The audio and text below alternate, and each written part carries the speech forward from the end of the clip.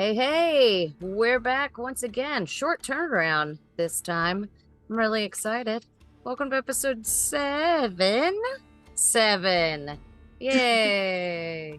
It's me, your DM, Amy, and I'm here with Alex Yeah. and DK and Victoria Hi. and Michael. Hello. And not Lucas, because unfortunately he can't be with us this evening. Boo. But we're going to press on ahead anyway. So, last time we were all here together, the kids, Nox and Brockarel, had left you in the grove where Little Oak had formerly stood. You managed to get in a decent night's sleep before returning to Loomlurch, searching the property. You found small items being hurled at you. You found some very interesting talking books with some very interesting topics in them. You did manage to entrap a boggle before accidentally killing it for its oil, which you did manage to capture and use to revive Squirt to the oil can, who is upholding his agreement to lead you all into Yawn whenever you are ready. Searching the outer perimeter of Loomlurch, you came upon Granny Nightshade's garden. A lot of really excellent vegetables, some very interesting mushrooms, before Dash and Squirt made their way further down before finding an eerily creaking rocking horse. After much deliberation, you all decided to pop the found unicorn horn into the slot on the rocking horse's forehead, and a gleaming white, pristine unicorn has appeared where once the rocking horse had stood. And that's where we're going to pick up. What would you like to do, friends?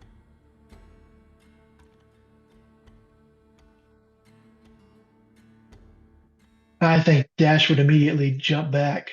Like, whoa. It's an appropriate response. Yeah, I'm imagining because I placed the unicorn horn on there, I'm still just like touching it. Yes, your feet are a little off the ground. This is just absolutely massive unicorn has appeared. Oh, hi. Hello. Welcome. Can you would you be able to put me down? You all hear a voice in the back of your heads. And it goes, oh, so sorry. And he like tips his head down and your feet touch back down. No, don't be sorry. We are very happy to have you here. Welcome. Are you Eladon? I am Eladon, and I thank you. I'm not sure how you've managed to pull off this magic, but I am myself. Again, this is wonderful. Thank you so very much. Yeah, you're welcome. We just well, we found your horn and we I guess gave it back to you. I'm a little confused on it as well. But it is very wonderful to meet you. I'm Ree. And these are my companions. They also helped us find your horn and get you back to who you are. I am very grateful to each one of you. Is Lamorna with you? No, she's by the pool. Or she was. That's where we left. But they tried to kill her. But it's okay. We fed that guy to Juniper. Mhm. Okay, I don't quite understand half of what you said, but and he's kind of like turns around and he goes, where am I?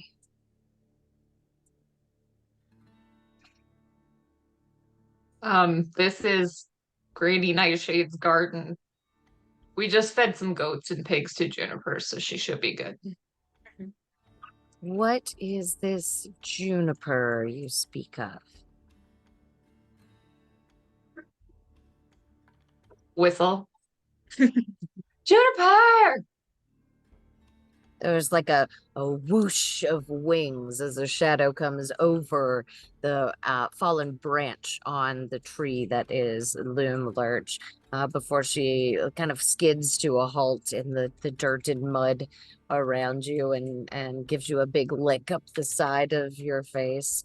And Eladon is, wow, that is not a creature you usually see in company. We Yeah, are she's a company in many kind of respects. special. She is special. I can tell that. You small one. What were you saying? Saying that we are an unusual company in many respects. That is quite obvious. I don't know how to thank you for freeing me. Do you know your way to the pool where Lamorna is staying, or should we help you find your way there? No, I can find my way to the border.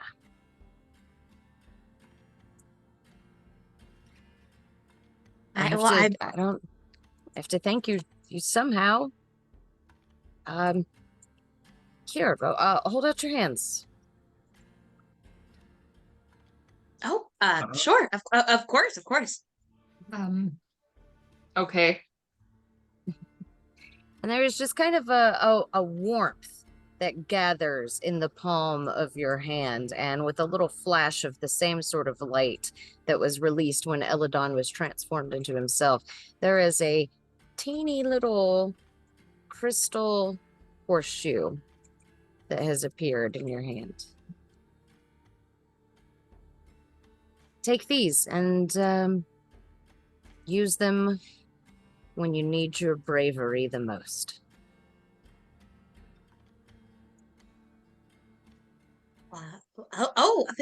They're so beautiful. Thank you so much. Are you going to go now?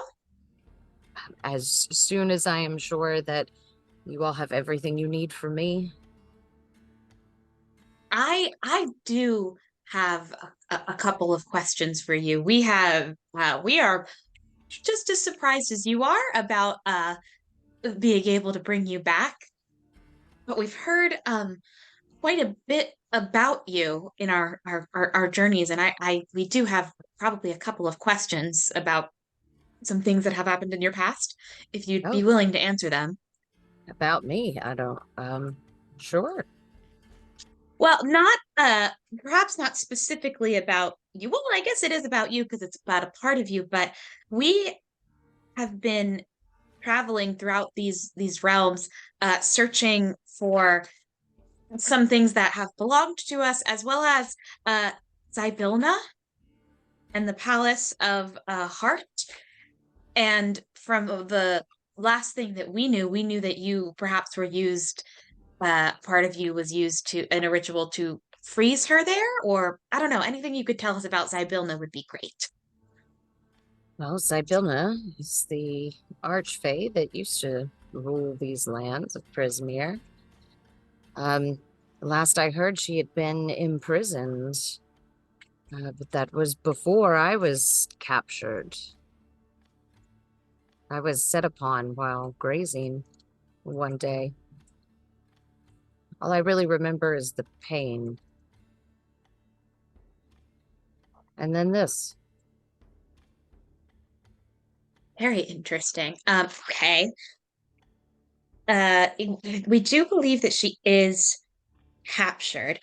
Do you know where, perhaps, do you have any idea of where she's captured? Or I mean, we know she's captured probably in her palace, but where that is or how we would get there when we needed to? Well, the palace has always been beyond me without an invitation.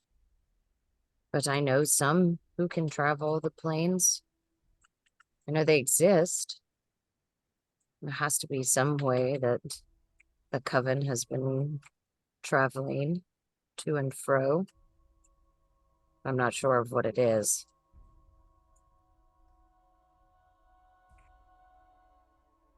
Well, we have seen several, fairy circles and such around with uh,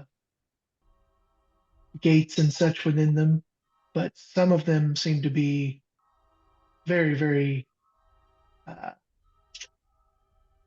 well, deadly. Deadly may not be the right word. Maybe more of unstable.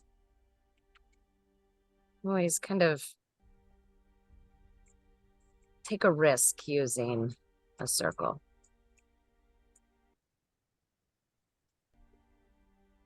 Yes, they've been unpredictable so far. So I've seen those as well. You would do well to steer far clear.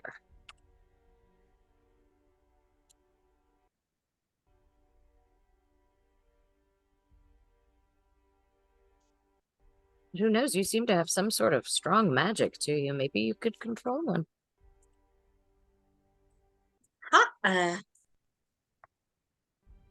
Maybe I'm very curious about just how easy it was to bring Eladon back by just placing the horn on him. Can I do some kind of like arcana check or like knowledge check to just, I don't know, try and figure out how it happened? Yeah. I mean, you can make an arcana check. Okay. I'll use my tiny dice Tiny dice. for the fun. Oh no. Well, it was a 4, but that becomes an 11. First roll 11. of the game. First roll of the game. First roll of the game. Tiny roll. You're not quite sure about this magic. The magic that's been used by the hags is definitely a corrupted sort of thing that you definitely don't study. Don't study this kind of magic. Mm-hmm.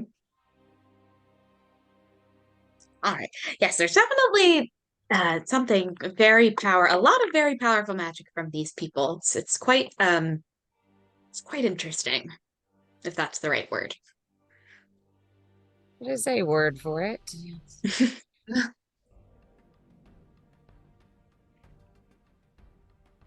Is there anything else? I am quite eager to be on my way. If you pass Meadowleaf on your way back to Lamorna, will you help them with their tree? I will endeavor to do my best. We didn't find a way to bring back the trees we've lost. I don't even know if it would be possible to bring back one who's already lost, but we will certainly try. And who knows, with, I assume, the death of Granny Nightshade, maybe this place can return to what it once was. That would be one of our strongest hopes, is that by removing her, that creates a space for healing from all of the pain that she has caused. If I might, I understand why Lamorna chose to isolate herself after you were taken. That makes sense to me. I understand it. Now that the threat is reduced, however, I'm hoping that both of you will be willing to engage with the people of this land. Also, if I might, there is a man in a cave called, his name is Nib, and if you'd be willing to check on him and see where he is at, both physically and emotionally, I would appreciate that very much. I'll do as you ask. Thank you.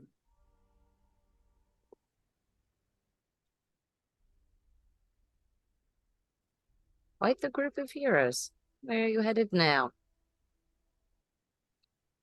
We're finding our things. We have several other missions as well. But Lee keeps a list. I do have a list, yes. Best of luck to you. Shortly before we encountered you, we were preparing to head for Yon. with the Done. assistance of our brave oil king here. And Squirt like peers out from behind Dash. He's like, "Hey there." Do you have any knowledge of Yon or any advice perhaps for uh traveling to that land? I haven't been in a very long time, but it was a mountainous region.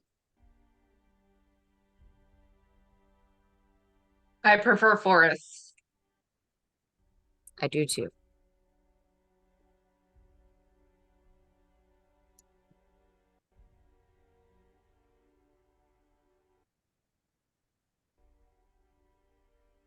Okay, is it time to go now?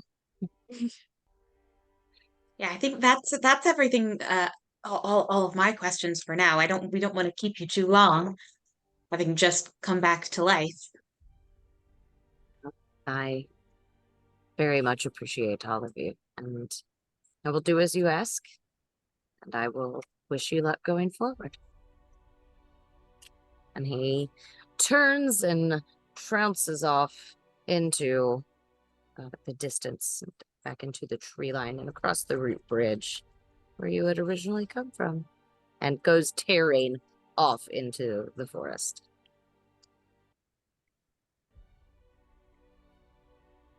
What would you guys like Well, to do now? Well, that was insane. You weren't expecting that? Yes and no. I didn't think that a full-fledged unicorn would come back by putting a horn on a horse, but I don't know. I guess this place never stops surprising me, I guess. Especially a horse we've battled against. That's true, yes.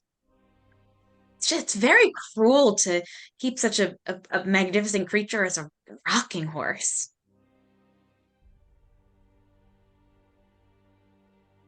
I'm Well, seeing the issues with being made of wood. it definitely fit her aesthetic though. So That's true. It was, she had a theme and she really executed it very well. The very much toys, so. mildly upsetting. Let us hope that the remaining sister is similarly easily distracted by a theme at the expense of complex thought and designs.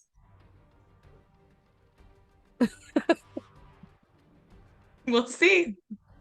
Yeah, I mean, just because she's the third one we meet doesn't necessarily mean she's going to be stronger than the other two. You know, maybe she's a wuss. You know, Yeah. Maybe she's nicer. that's Maybe always she a just kind of possibility got too. roped into it by her other two sisters and just is too nice to not play along with the evil scheming, you know? I The- suggest we have her vision. The rational hag, as it were, I guess. Anything's possible. True. In this land, especially. Very true. I find your optimism implausible. I don't know if it's optimism, just so much as stating a potential reality that I hope is true. Trying to put good potentialities into the universe, despite how improbable they are. I hope we find a never-ending supply of food for Juniper. Precisely. You never know. It could happen. We do have I the mean, hat. yeah, exactly.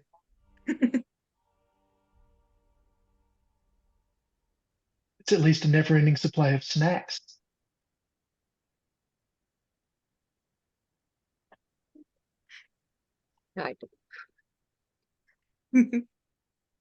I Echo will just turn and walk away.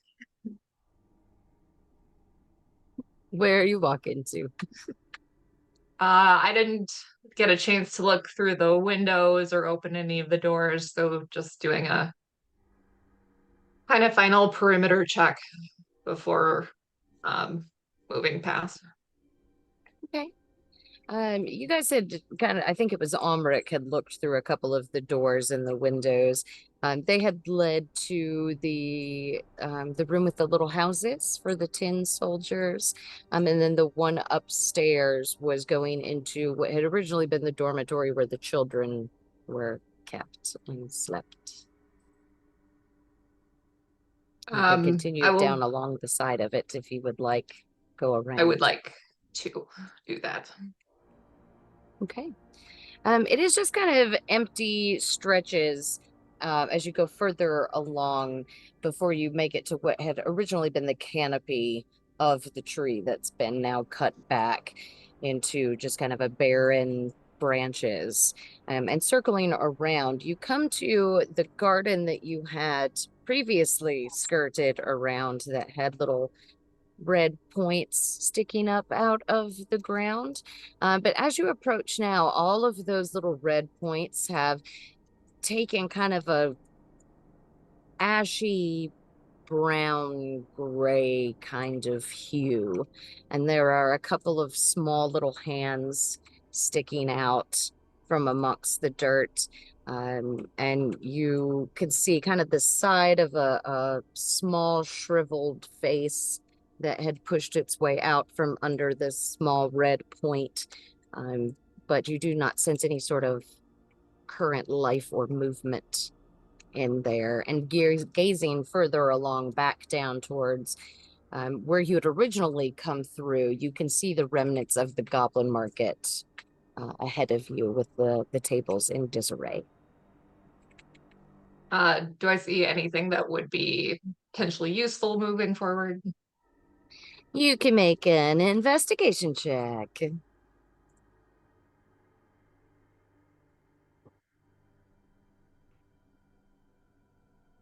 Uh, 18.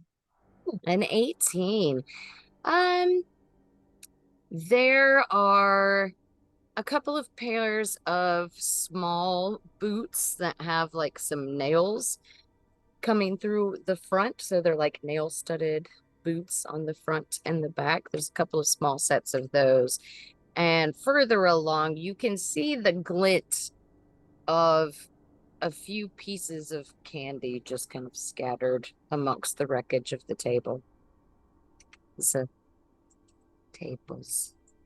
I'm gonna look around to make sure Indai is not anywhere close to me. Walk I'm over not and... quite sure where Indai is at the moment. I assume he hasn't followed me, so I'm gonna pick up a couple pieces and just... Okay. Just casually. Just casually. I had it written down for the last session. Sorry, let me find it. I totally expected that to happen. Dun, dun, dun. There are 9 various small pieces of candy that you can find scattered amongst the rubble. There's 3 moths, 2 centipedes, 1 scorpion, 3 of the beetle bars, and an ant lollipop.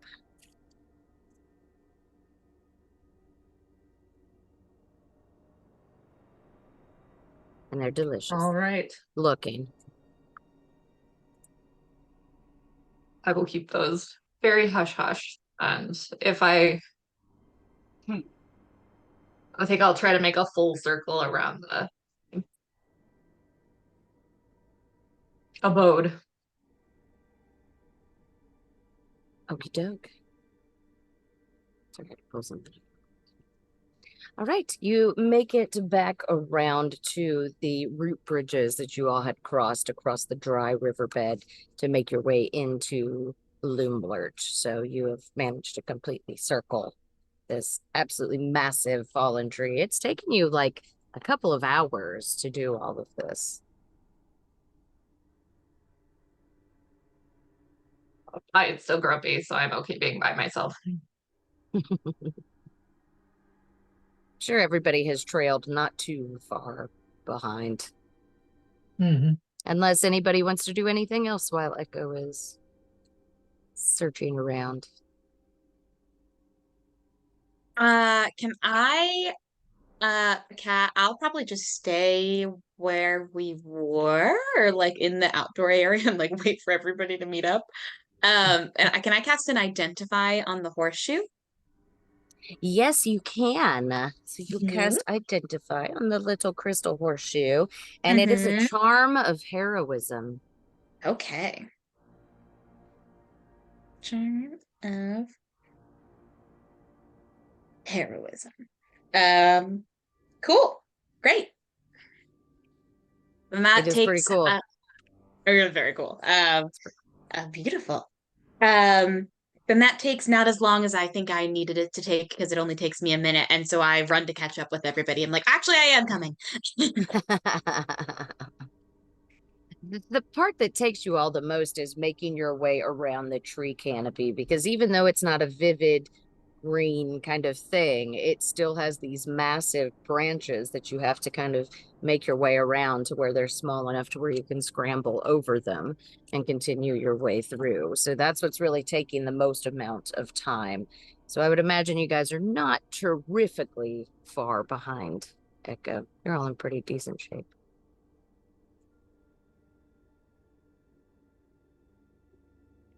You all have Yeah, I think successfully circled Loomlurch. Dash is following along and kind of occasionally glancing back longingly at the pigs that escaped into the woods, just thinking,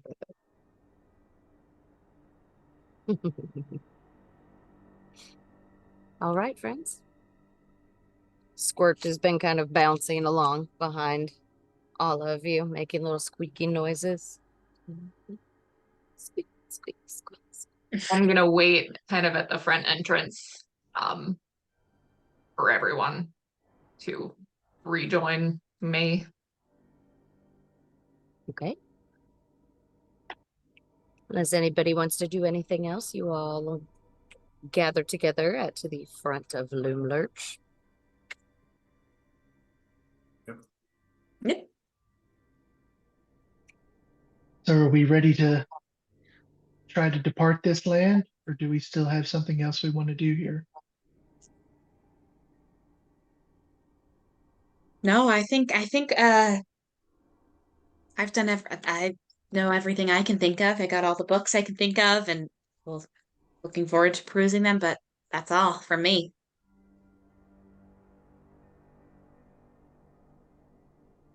The Squirt pops up and he goes, "You ready? Are you ready to go?" I think so, little fella. Okay. I will follow. I will lead. Nod. He like starts hopping off into the forest, and it takes a couple of more hours before you all approach a familiar wall of fog. And he turns to you and he goes, "Okay, it's getting kind of late. Do you guys want to stay here? You want me to get you through and you can stay there?"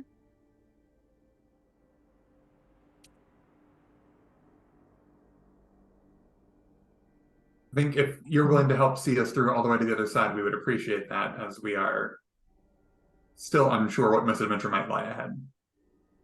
I will get you there, but then I'm gonna come back. Yeah, understandable. Okay. All right, if you're ready.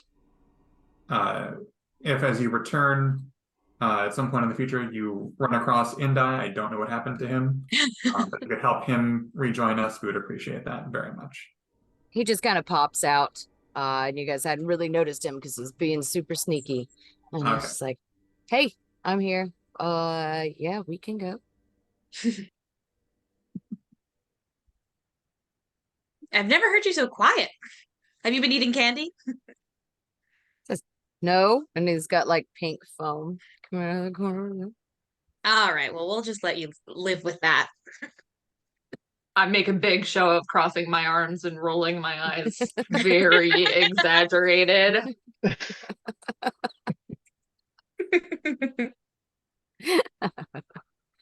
What? shake my head, walk over towards Squirt.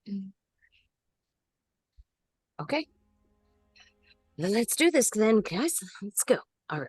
So he turns back to the wall of fog ahead of you, and he just takes what looks to be a deep breath. So he kind of like expands and then comes back down, and the fog in front of him kind of clears with that little breath, and he steps through, and after just a second kind of disappears from your view. So what's our order? I will lead. I will be close behind.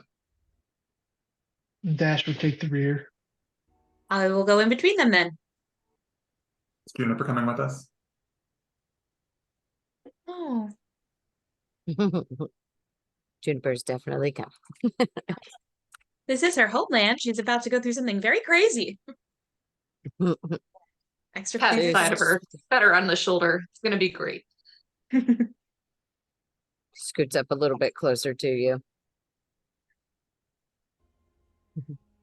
All right, you push your way through the fog, and you all find yourself standing on a path, a bridge far above a dark chasm that seems to wend its way through the rocky crags of a mountainside.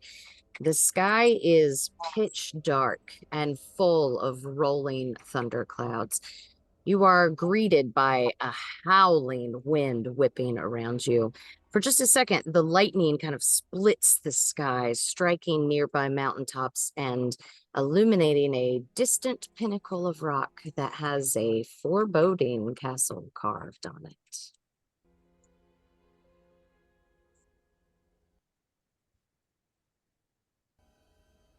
Squirt turns around to all of you. He goes, okay, I got you here. Good, right? Thank you, Squirt. Before you go, what is that? Pointing at the rock. Looks like a castle. Looks pretty foreboding as well. Indeed it does. Yes, almost. Oh, I can't think of the word. Almost stereotypically so. It's quite not picturesque is the word, but precisely something. Mm-hmm.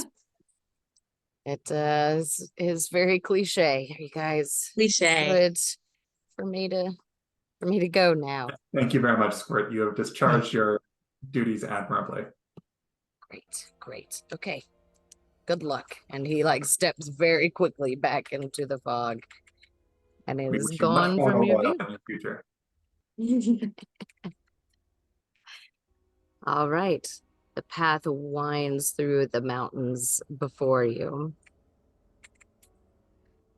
Is there anything else we can really see from this mountain vista? Not currently from where you are. They're just rocky, sheared, shale type of cliffs cutting up away from the path on both sides. But does the bridge and the path, does it look, firm and well trod, or does it look I mean, it's old and busted? It's a stone kind of bridge that scans across this chasm. You look back and it's just a wall of fog, so you're not sure exactly what it connects to, but it comes out of this fog. And after maybe 200 feet or so, it meets back up with the mountain. It becomes just kind of a cut through a gorge. And it's dark. Does it appear to be night or is it more just stormy?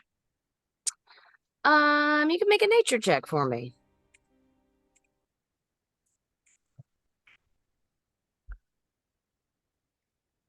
9. 9. I mean, it's stormy and it's dark.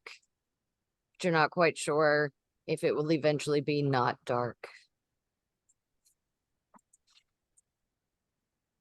Really killing it with the rolls today, y'all.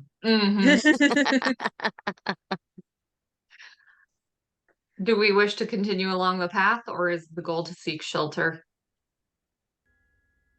Or not follow the path, I suppose. could be an option. The You path, all could elect. it looks like the path leads like directly into the mountain and presumably up to the castle. That's correct. Okay.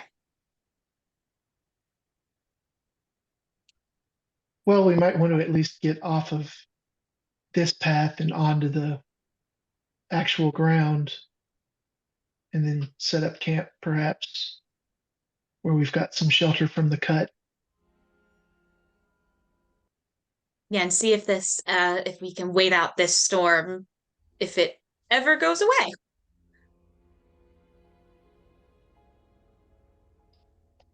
Very well. I will lead.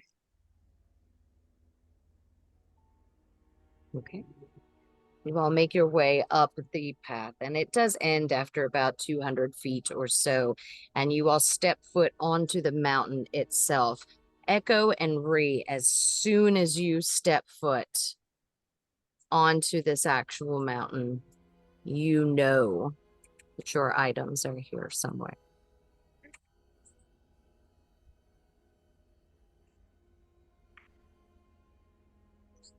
Oh, Ree gets when she feels that she gets like kind of like gasps a little bit and gets a little bit teary eyed. She's like, oh, it's here. It's actually here. My item is here.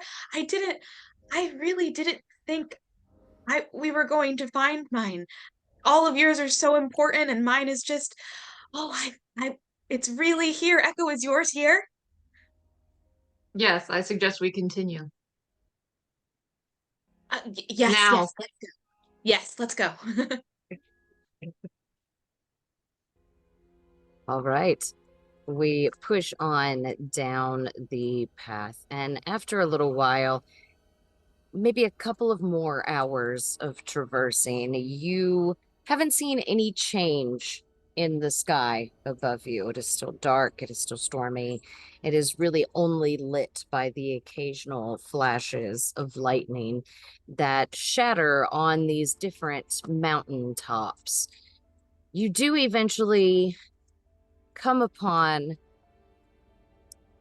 what looks to be a chair carved out of the rock itself. And it is etched with astronomical symbols and has some sort of writing onto what would be the back of the seat.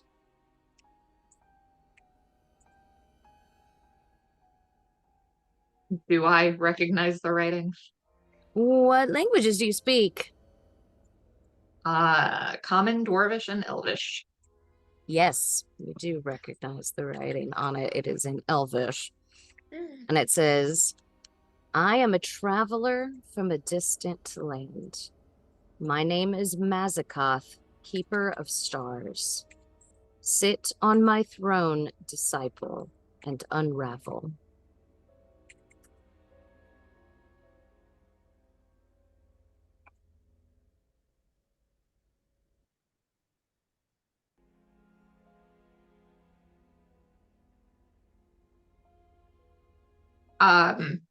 I'll gesture to the seat. Would anyone like to unravel? Unravel what? The star. And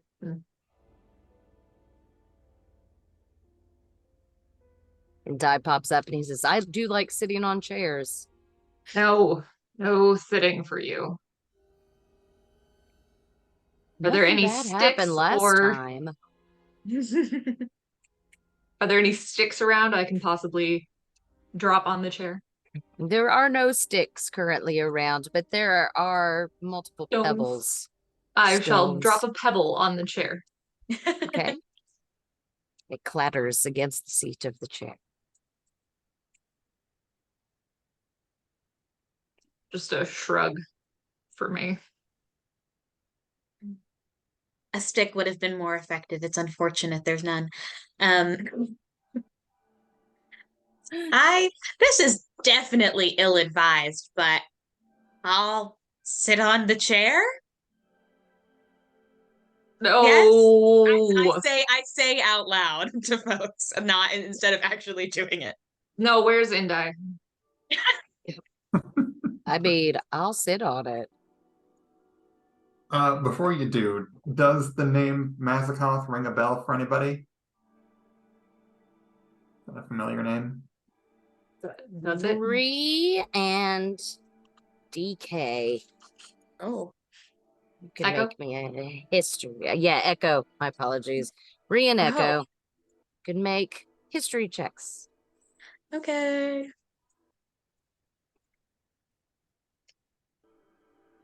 Jeez.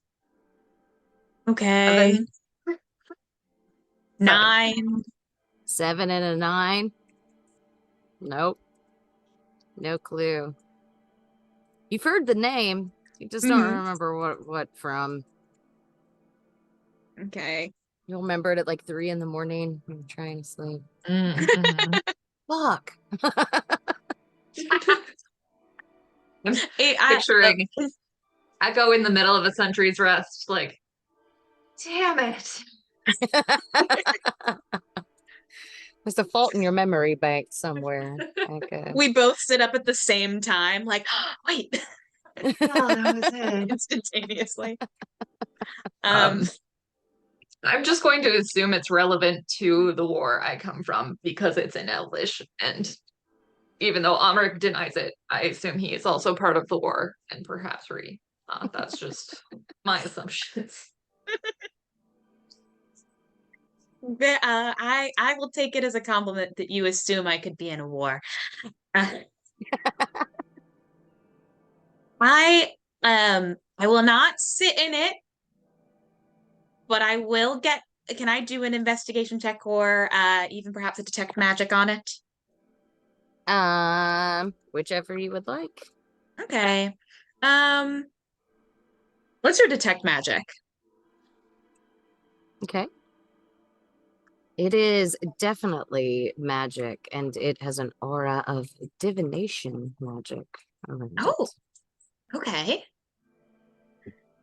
Oh, great. Well, I think I'll share that. I think that perhaps this won't be. I don't think it's going to kill anybody who sits on it. Is my main takeaway. So I think that if anything, it'll share with us some insights, perhaps, or maybe just some random stuff, or perhaps give us insight into what this world is like. I'm gonna start unslinging my bow and my quiver and start handing stuff to Amrik. I will sit.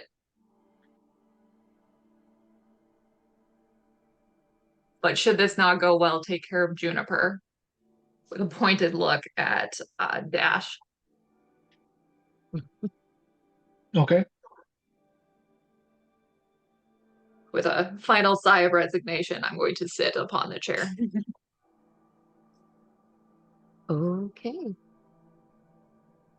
You take a seat on the throne and you sit. And you sit. And it feels like it's getting kind of awkwardly long before suddenly Echo just freezes in place. And Echo, you become blinded and deafened to your surroundings.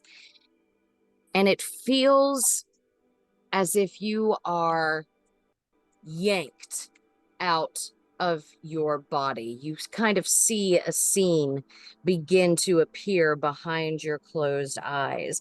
And you are in just a vast, open space surrounded by bright points of light in the distance. You are suspended in nothing and taking a look around, and you can see the light of the stars all around you before you are pulled hurtling through this emptiness as the streaks of light go racing by you, and you are jerked to a stop in front of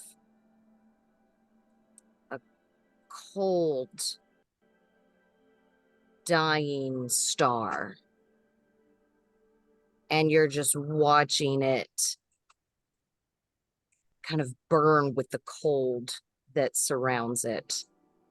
And you were just kind of suspended in this space. What would the rest of you like to do? Pull Echo off the throne immediately. She does not move. And in fact, seems to almost be physically part of the attached to this stone. throne? It almost feels as if they have become physically attached to the throne. And you can pull with all of your strength, and Echo's form gives no gain. They are absolutely locked in this space. I'll just shout, Echo? Echo, can you hear us? Like, can you... Anything? Anything?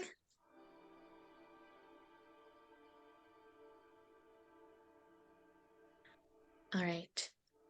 There's no response. Okay, cool. Give me 1 second. I'm just gonna try something, and I'll cast Detect Thoughts on Echo. I'm sorry if this, in advance if this is invasive. You do get a saving throw on Detect Thoughts, yes? Not for Surface thoughts. surface level. So I just get surface level, and it's a saving throw if I want to go deeper. Okay. You lock in on Echo's surface thoughts, and you are treated to the same vision, this hurtling through space and this suspension of person above something almost beyond kind of comprehension, especially to a scale that you have never been privy to. Like, this is on a massive solar astral kind of scale. Mm-hmm. And you're watching the death of a star. Okay. Do I feel as if I could break out of it if I needed to? You can make a wisdom saving throw. Oh, damn it. I will. I will make a wisdom saving throw. Okay. Yeah, we're gonna use a different die because they've all been bad.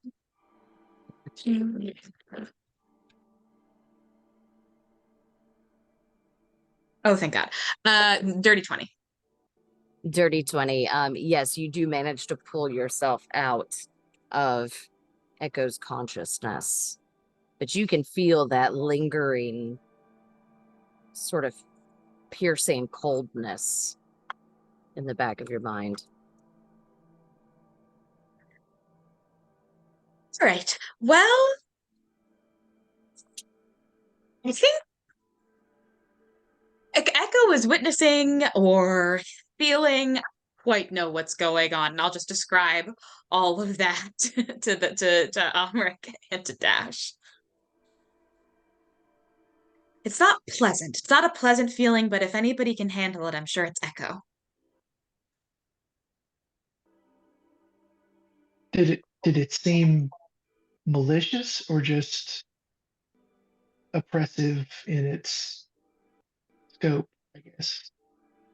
Just not malicious. Nothing was attacking or trying to hurt them. Just ominous and, yes, oppressive.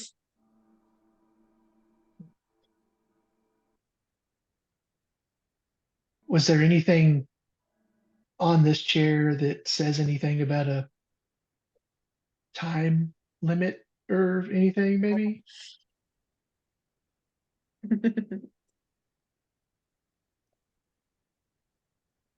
I mean, you guys read everything that was on there. Yeah. No, I don't think so. I guess however long as it takes to unravel.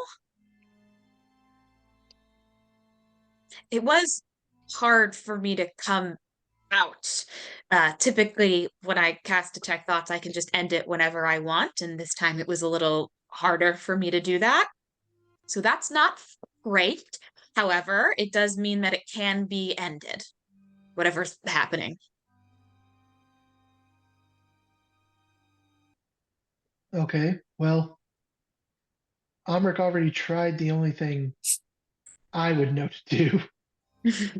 So this may be on you as a magic problem because I don't know. I'll do anything I can do to support you, but I don't know what to possibly do. Me either. I just don't want to hurt Echo or whatever we do to the chair. And it's possible perhaps they'll come out of it. But perhaps we'll maybe let's wait just a moment longer and see if, I don't know, they come out of it.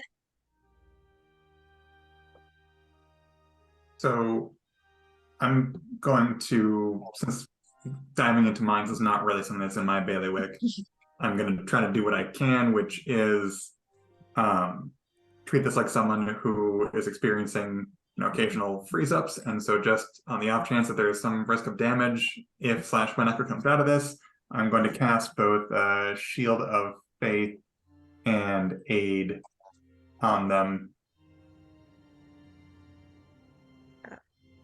Okay. I'll toss a oh no, that's Jax. Never mind.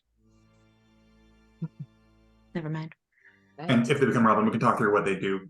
There's a good chance they won't, since it seems unlikely this is physically hurting them, but just to be safe.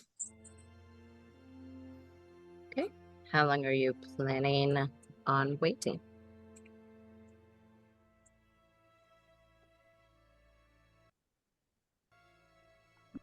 I wouldn't wait longer than a minute. I don't think. I feel like I'd try and sit longer and then I would get very anxious and be like, okay, we're gonna do something else. There is no change in Echo within the 1 minute.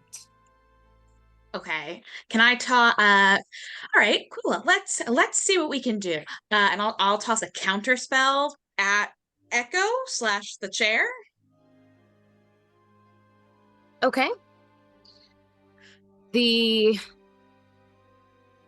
kind of the counter spell seems to just kind of like bounce off, and you can almost see where it hits on the throne itself. There is a ripple of the same scene that you saw earlier, this kind of astral beautiful night sky ripples across it, and stars illuminate here and there, just a quick flash of it before it turns back into the stone. Okay, great, wonderful.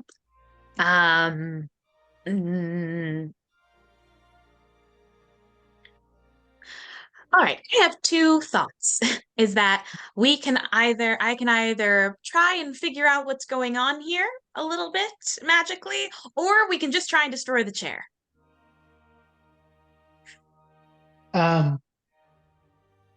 Being that it is stone and an astral situation, could I foreseeably just make a insight into the situation based on my own understanding of what little astral inner working I have and the nature of the stone? Yeah, I'll give you an insight, sure. I know the esoteric is not exactly my jam. But in But this astral specific stuff. instance, yeah. 16. A 16. You know, this item is really something else, and like, it is stone, but it is something kind of beyond stone as well, and you're not even quite sure if it's the same sort of makeup as the other stones around it. It is the same, but it is different as well. So it's not actually a part of your understanding of the workings to it. You can sense its power and its difference. That's really about all you can get out of it. Okay. I would definitely share that this stone is not a part of the rest of these environs, and it's but it's beyond me and my understanding.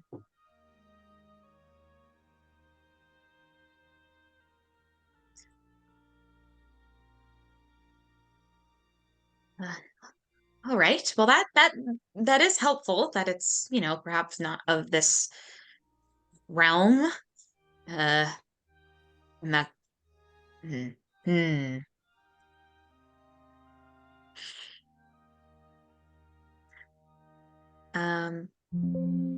Do we feel like we could destroy it, or are we concerned about that?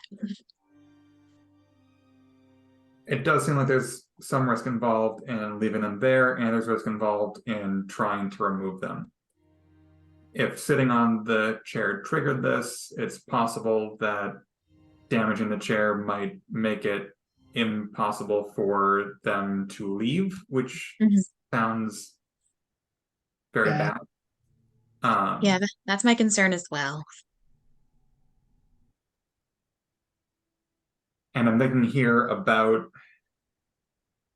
silly as it is, Indai and his candy and mushrooms and so on. Many of the effects that we've encountered around here tend to eventually end, and we haven't been trying anything for that long. So my recommendation would be to wait a little longer, keeping a close eye on things, and if things haven't gotten better in a couple hours, difficult as it will be to wait that long, then I think we try to escalate our actions physically. At which point I have a crowbar and smith's tools for whatever help they might be in our endeavors. Uniquely situated for this situation. Okay, yeah, no, we can wait. Yes, that makes sense. That is a sensible idea for sure. I think then Dash would just kind of sit down with it in front of where Echo's seated and just put his back up against their legs and just, meditate there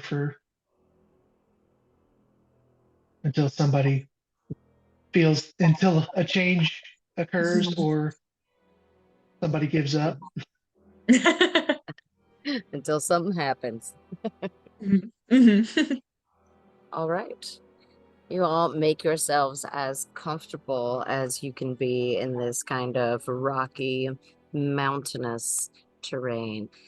And after about an hour or so, Echo's eyes fly open and flash with a dark light to them. And you have come back, Echo, with a piece of Mazakot's psyche. So you can gain a proficiency in either Arcana, Deception, History, Insight, Intimidation, or Survival.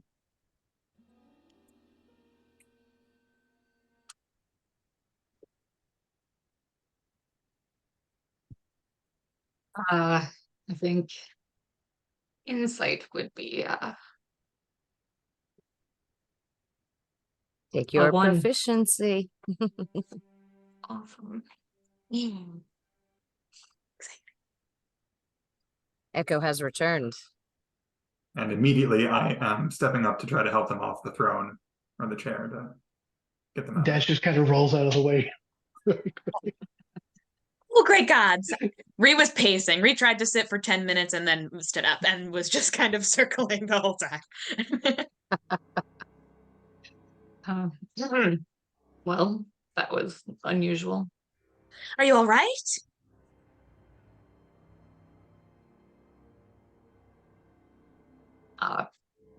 I seem to be. Were you? I saw like a little bit. I think of what was going on. Were you scared? Did anything else happen other than the big star astral space stuff?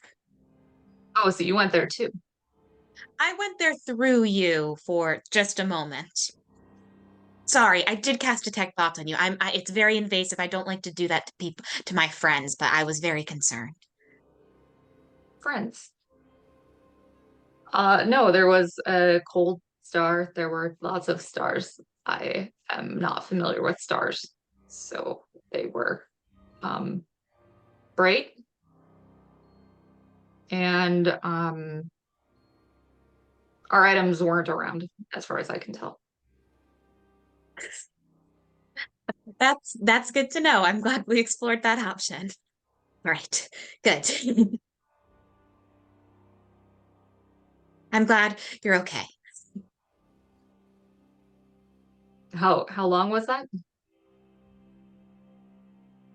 It's hard to tell when there is not just one sun, many stars, like our sun star.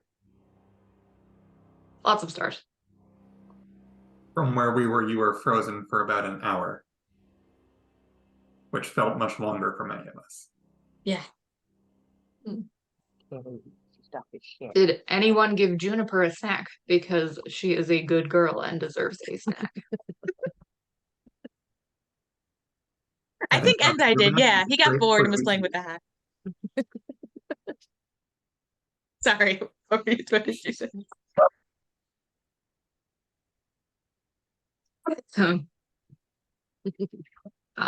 Shall we continue? Happily. Sorry. He's just over there. I know. Do you need to go out? Hang on, let me see what. Do you need to go out? I'm not taking you. I'm busy. Go on. Glad you responded. Go on. Ellie's also a Nobody's very good talking. dog and deserves a treat. She heard treat and she was like, that's for me, right? Well, he didn't. See, he doesn't even want to go out. He just sensed that I will give them treats. Sit. Good boy. Sit. Badly.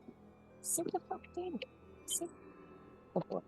No, you don't get a treat, kitty.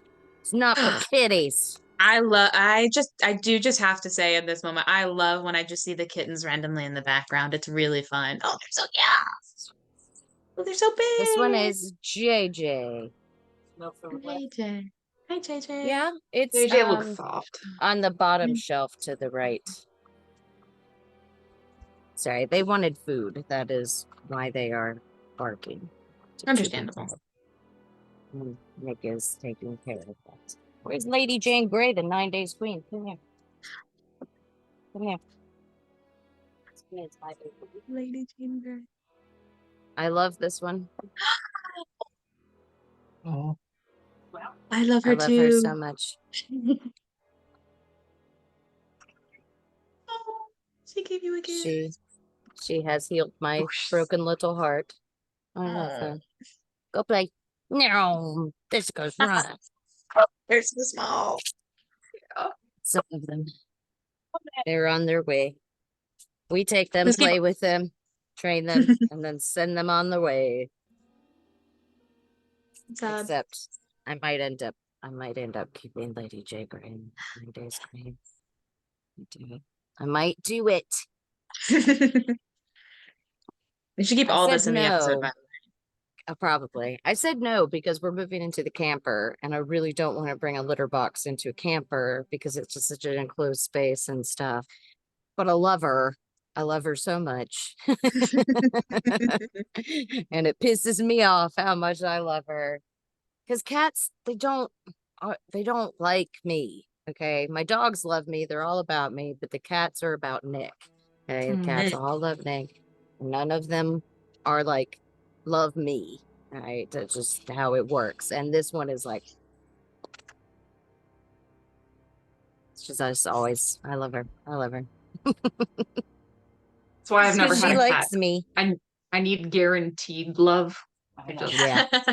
need It's when you get a dog. need that Yeah. assurance. Yeah. Cats love you on their own terms. Yeah.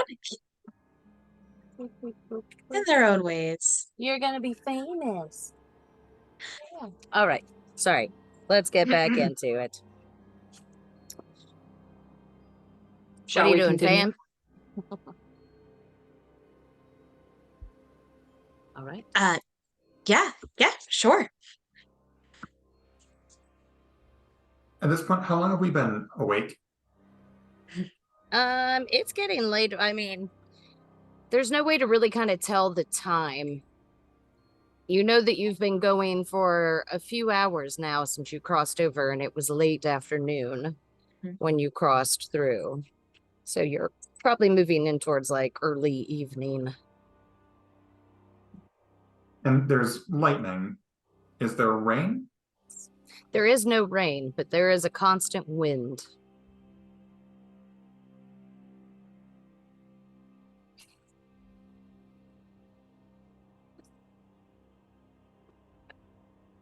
Less than ideal resting conditions, but we've also been here for an hour and haven't been attacked by anything yet. Yet.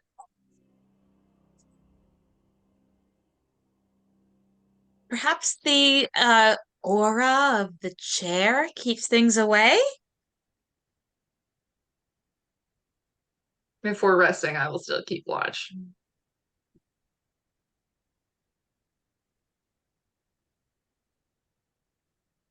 Are we going to move on, or are we making camp here? I'd be happy to stay here. My nerves are a little frayed, but I can also keep going. Is the wind from a constant enough direction that one side of the chair is somewhat sheltered from it? No, unfortunately. It tends to whip all around in the space. Nice thinking, though. Yeah.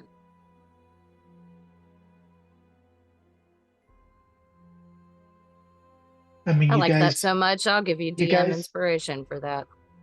You guys did sling a bunch of spells at this chair, so I don't know how taxing that is for you guys. I'm fine. If I can keep going if need be, and if we encounter anything, I'd be all right.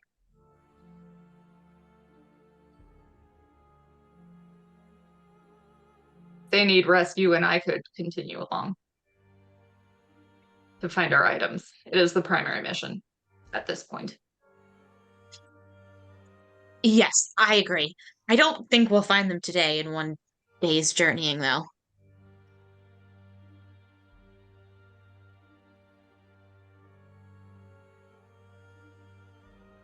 Well, I am fine either way.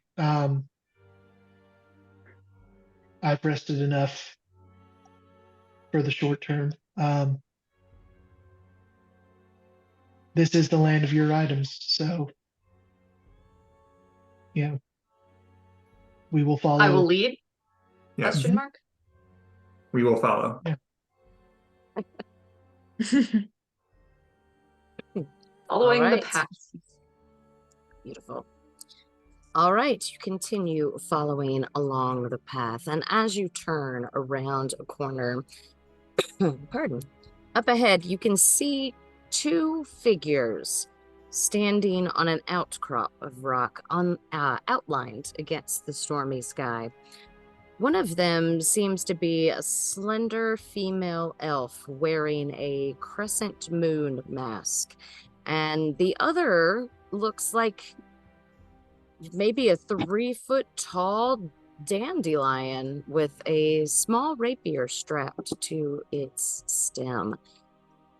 Excuse me. A honeybee the size of like an orange buzzes around the dandelion's bright yellow head. The elf is the first one to notice you, and as she kind of points in your direction, The dandelion draws its rapier and assumes kind of a defensive pose. The honeybee begins to buzz more loudly as it flies around the two of them. They both just kind of hold their position, watching you. I will stop and draw my bow. And I'll poke my head around and say, hey, we mean no harm.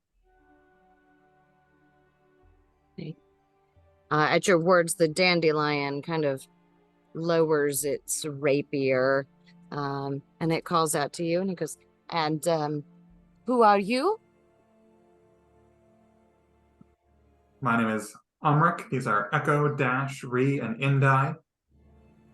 We have been journeying throughout these lands, looking for those in need that we might help them. Oh, you are offering your help. That is wonderful. I would like to ask you for your help if you will join us.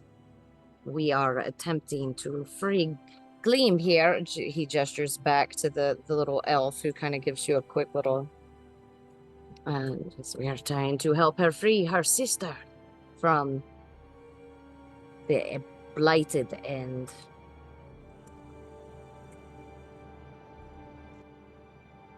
The blighted end? Oh yes, the one who rules this spot. Call her Endelyn. I think it's Moongrave.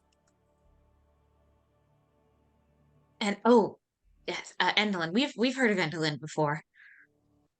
Well, that is good. Then you know what we are dealing with. Well, in more of a cursory way. We've heard her name.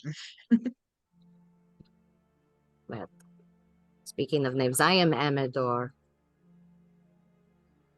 This is Gleam, as I told you. And this little girl, I call her Pollanella, and he holds his little leaf hand out, and the bee buzzes over and settles on it.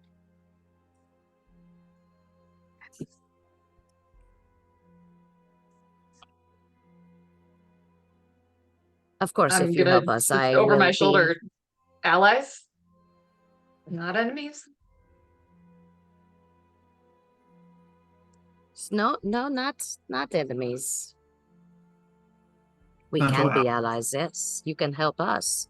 And we can help you. I can show you around yon if you have never been here before. You seem somewhat grounded. Well, that I am. We do not know many people who can take to the skies here. We know one. I'll pat Juniper on the shoulder. That is an impressive beast, but even they might have trouble in these winds.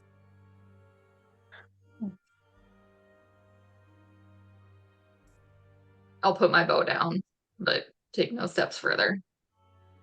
He'll put his rapier away at the sign of you putting yours away.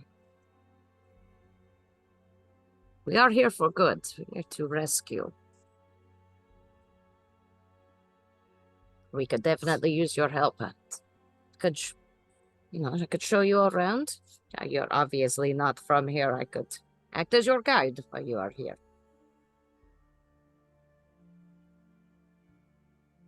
Adding another mission. If we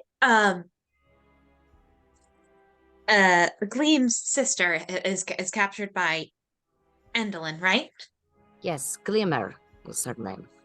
Glimmer, Gleam and Glimmer. How lovely. You all have wonderful names. I will take that as a compliment, friend. It's a compliment, I promise.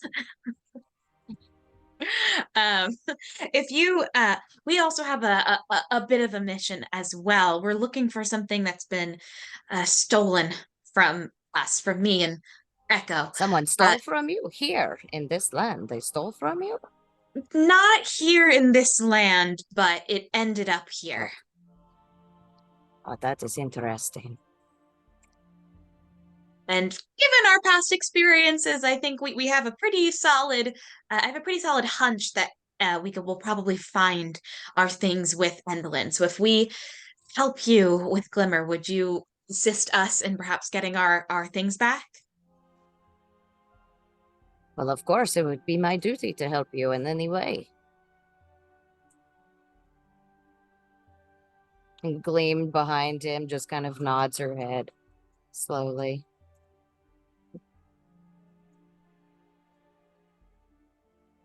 Heavy sigh, and I will start walking towards them.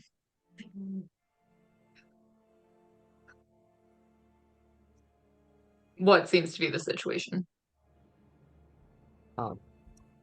Well, would you like the entire story now, or would you like to join us at our camp? Is it less windy? It is, yes. We found a very nice little cave.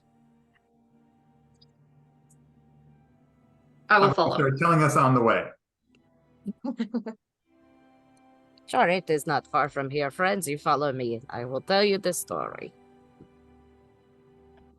Do I take off after them, yes? They're branching off of the path and kind of moving down into a little hollowed out valley. If I could make some sort of markings on the wall, just where our path is going. I assume there are lots of rocks. There are lots of rocks. It's pretty much all it is. It's just piles of rocks sheared into mountains, basically. So you're scrambling through, and he begins, to tell you. And he says, "Dad, well, Gleam here and Glimmer, they used to be an acrobat duo at the carnival, yes? And Endelyn she's a bit superstitious, right? So she has this device she looks into that tells her the future. And she believes that her demise will occur during an eclipse.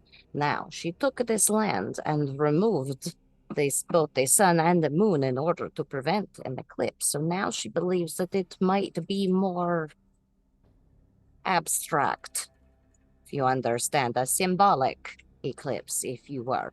And Glimmer and Gleam, they are the sun and the moon when they perform, all right? The Gleam wears the moon and Glimmer wears the sun, and she believed that in some way they would cause her demise, so she has separated them. Gleam here managed to escape with a whole lot of damage from it, but she came to me, and we are attempting to now free Glimmer from captivity as well. Who is we? Do you have a regiment? Well, it is me and Gleam, who is now back to her powerful self, and don't forget Pollinella. She is a mighty, mighty warrior queen. She gives she's like huge direction.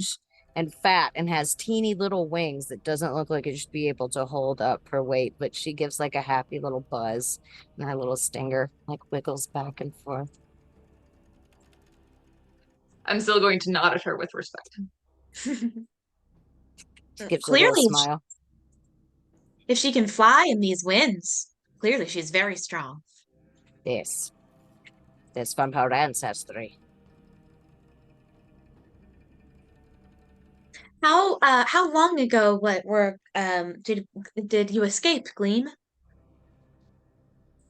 She just kind of looks at you and tilts her head, and she goes over to Amador, and she kind of leans down, and you hear a little bit of whispering, and he stands back and goes, he says, "It's been about 4 days now."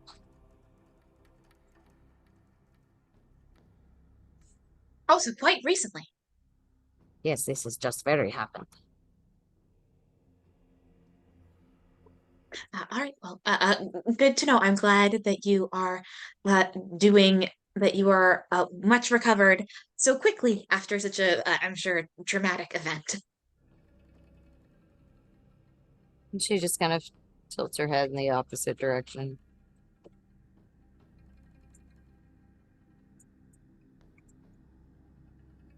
All right, cool. And then I walk away. The silence is very unsettling for Rhea. It makes her very nervous. She's like, great. All right, after a little ways, you all are led to you can see it somewhat in the distance, maybe 150 feet. You catch a flicker of firelight, and you are tucked down into like a little cavern, and stepping through this opening, it is at first quite small, and you're not quite sure exactly how all of you are going to fit in here.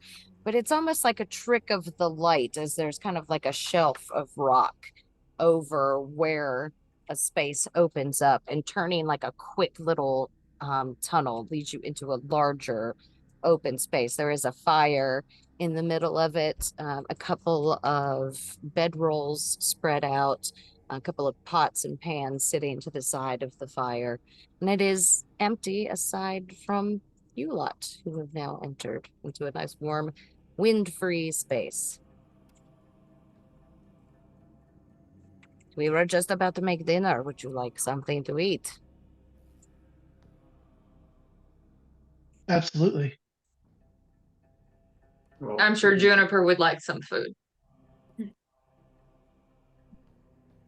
Well, I'm not sure what Juniper eats, but if she would like some of what we're cooking, she is welcome to have it. And they move over to the little fire and begin pulling out like mushrooms and some gourds and some sort of tubers, and they're like making up this little kind of watery broth with all of these things chucked down into it. And it takes a little while, and it is very silent while they are doing so. He just kind of putters around just awkwardly. But my friends, we have told you our story. Would you like to tell us yours? Where did you come from? No. No, thank you. That is your right, of course, but it is good to have a little bit of trust between people who are going to work as allies. Work in concert. That'd be nice to understand each other, if you will. Exchanging of resources. That is a good way to think of it, yes.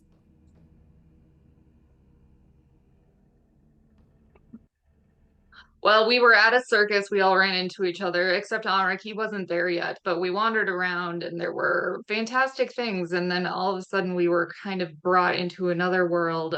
It was left full of frogs and bog water, and everything was very dirty. But we made our way through that. I had to pretend to be dead, and then we found some things, and then we lost some things, and I ran into my friend, and he wasn't really there for the long term, but then we beat old hag, and then we went to the next place, and that place was full of trees, which was very nice, but we lost a tree. But there were unicorns there as well. We went through and we met some nice creatures, and we met some less nice creatures, but the best thing we did there was find Juniper. We had to battle again, and we beat another hag, and we found a second unicorn, which was great, but then you just kind of walked away. We lost a dear friend of ours named Little Oak, and we decided to come here with the help of an oil can, and then we found the mountain. I sat on a chair, and then you were in our path. That was very succinct. I can appreciate that in someone. You look like a good ally to have. Thank you. You are very welcome. Little Come, have something to sense of eat. glowing. I will leave that to them. I'm just gonna walk around the cave, look at everything, make sure it seems secure. It seems, it's warm. There's nobody guarding the entrance. You did notice the flicker of firelight from outside when you were approaching. But otherwise, seems safe.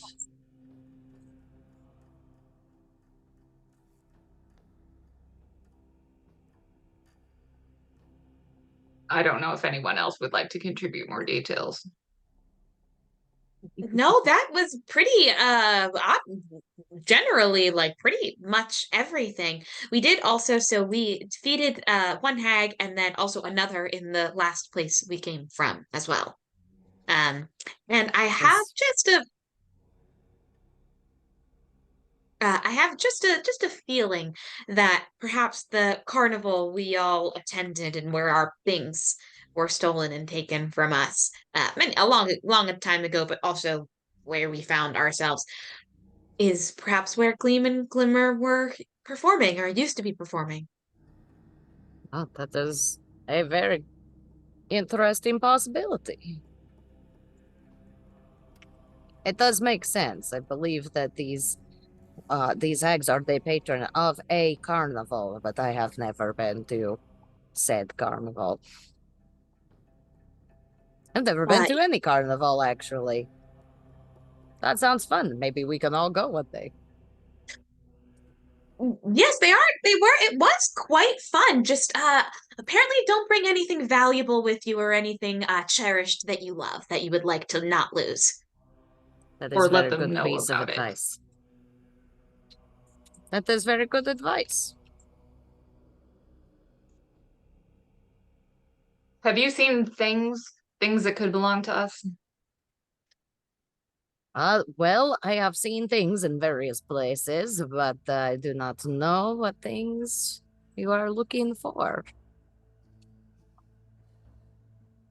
A metallic cylinder with many bumps.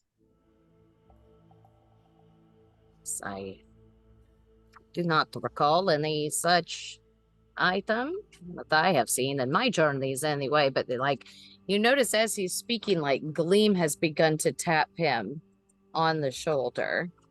All right, and he stops and he turns to her and she leans in and you hear a little bit of whispering. Yes, actually, Gleam here says she has seen an item such as this in the theater. Where is this theater and how far is it?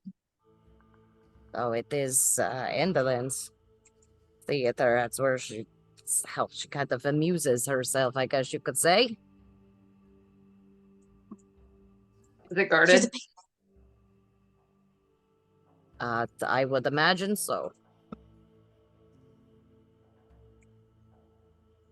Magical, physical? Are there troops? I would probably guess all of those things. How many points That's what I would do. I'm afraid I don't have answers to all of your detailed questions. Perhaps we can do a scouting mission, as it were. Very well. When should we leave? Well, it is quite late, and no offense, but you all don't look so hot. It might be a great idea to get some rest. So we could set out to scout in the morning.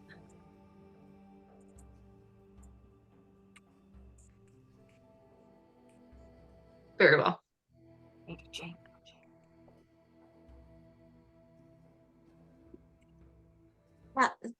Gleam, did there also happen to be perhaps like a small golden magnifying glass in the theater or anywhere in the castle?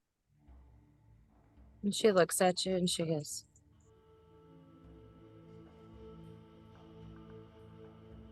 nods her head. Oh, what great. All right, then the theater it is. I am glad, I guess, that and Endelyn is a patron of the arts. I couldn't say that for sure, but I imagine the theater and the circus, maybe she is Maybe she is a fan of the arts. Maybe you could win her over with your trooping abilities. Oh, well, not that. I don't believe we have those skills. I guess I was just making more of a observation. It does show in her favor. It does seem to me that perhaps she would be a little nicer, maybe, if she liked the arts. But maybe that's my own prior disposition. Gleam looks at you and she goes, and shakes her head. Unfortunate.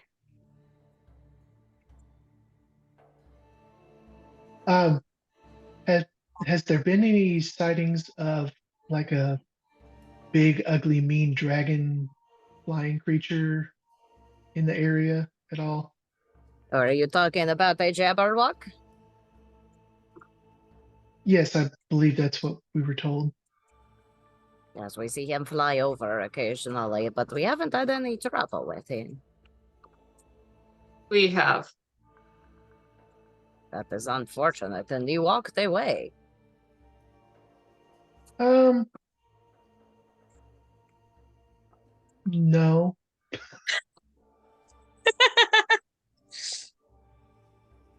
Well, one of us did, thankfully. So I am confused. Did you raise your friends from the dead, whoever it was that survived? Yes. Or it So- left. It left. What do you mean it left? It does not leave, from what I have heard. We did make it very unhappy in the time we were together. Oh, that is fought back against it. I'm sure it's not used to that.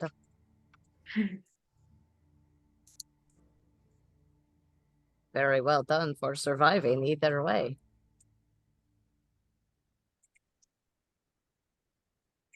Well, thank you. Thank you very much. It was surely something.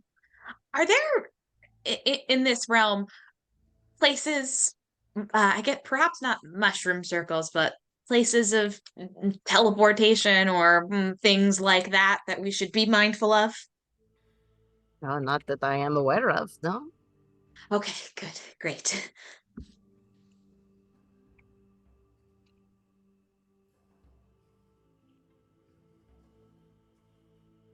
Well, is that, there anything else that I would like to get a good night's sleep if you are ready to settle in? Who are you? Who am I? I am Amador. That was succinct. However, sometimes exchanging information and resources can be helpful. That is a very good point, my friend. I am from here. I am from Prismir. I have lived there a very long time. I was in the service of Zybilna for many years.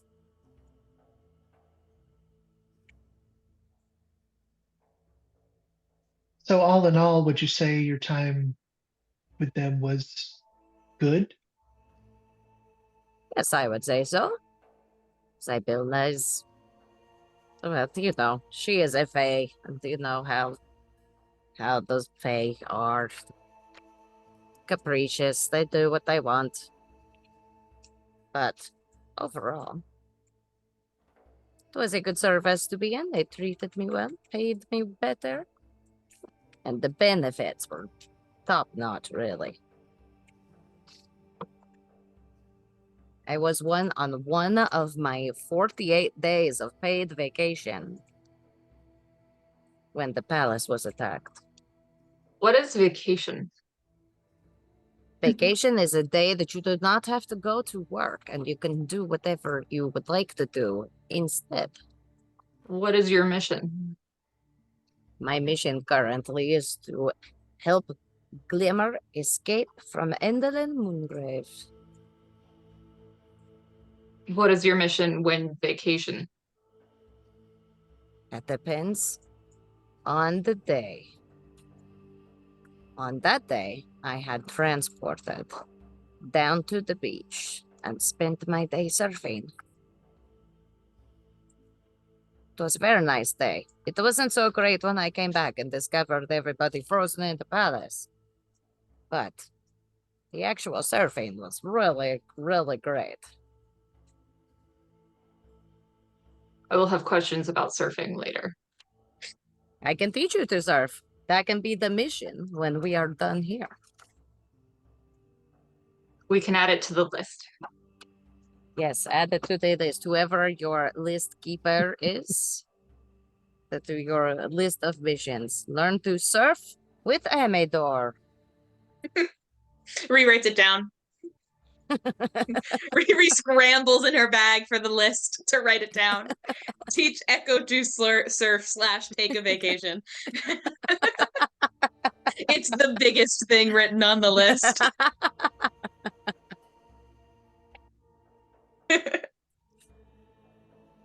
It's really fantastic. It was a lot of fun, and it's good for your health, you know, to be out getting these exercise.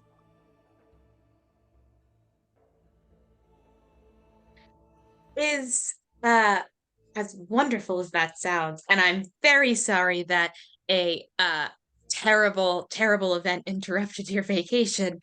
That was quite sad. Is Ibilna frozen here? Is this her palace? Her former palace? Oh no, this is not her palace. Her palace is crystal and it's translucent and amazingly beautiful. Oh, so you were in Prismere, but now you're here. Oh, this is all Prismere. Oh, okay. The palace and whatever the districts are that the hags are calling them now. Mm-hmm. They were once all Prismere.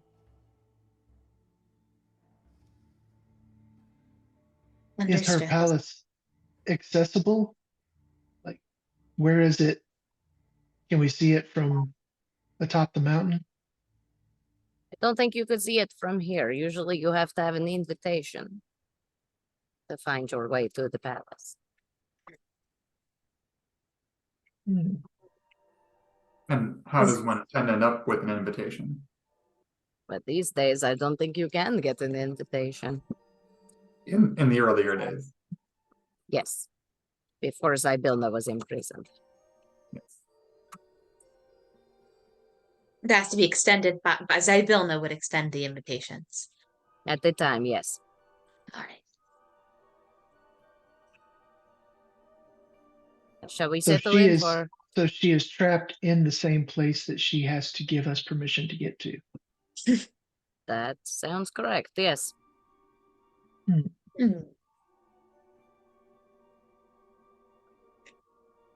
Shall we settle in for the night then, my friends? First, I take Juniper's hat and give her a little snack because I'm sure she's still satiated from the pigs and the goats. So many pigs and goats. But so many. She is a good girl and deserves a treat. She mightily enjoys your treat from the hat. Settles down in and nestles by the fire.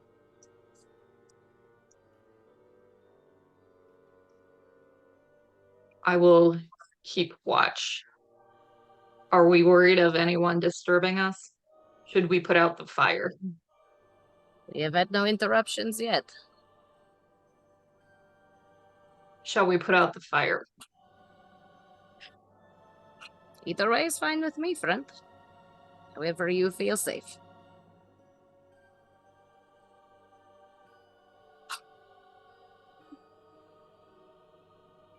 Just gonna stare at the rest of the team.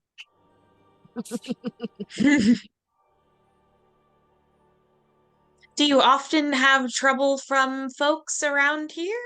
Or in the middle of the night or randomly in the mountains? We do not have troubles being here, no. There are troubles further on. The Briganox and the Koreds, they fight each other pretty regularly, but that is to the south of here.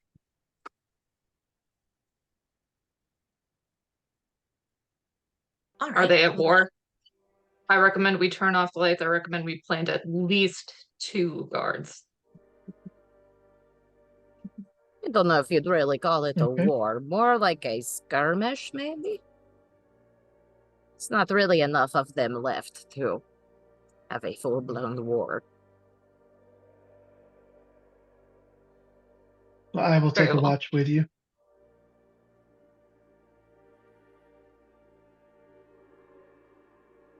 Okay. Are you guys taking first watch? I will do sentry's rest all night.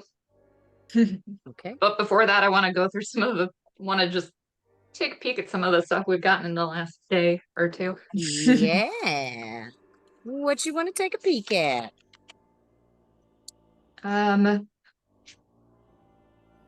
So that skull that I keep carrying around,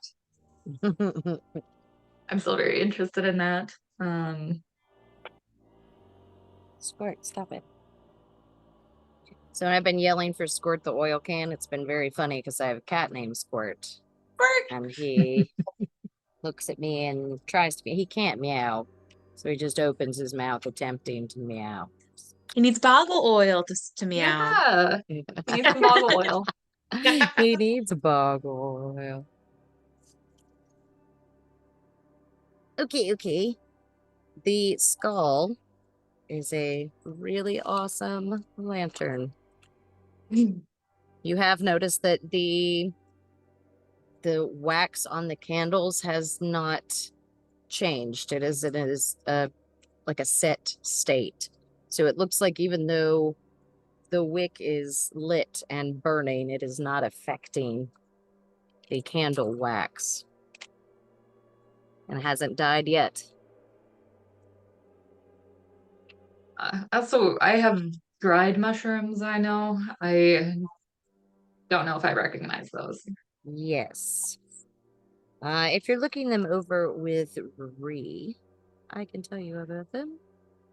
Yeah, I was planning on doing a very full, like, identify, detect, like, ritual of a lot of the things that we found, so I can add those to the circle. Okay, you'll have to tell me what all you have so that I can tell you if they're magic or not.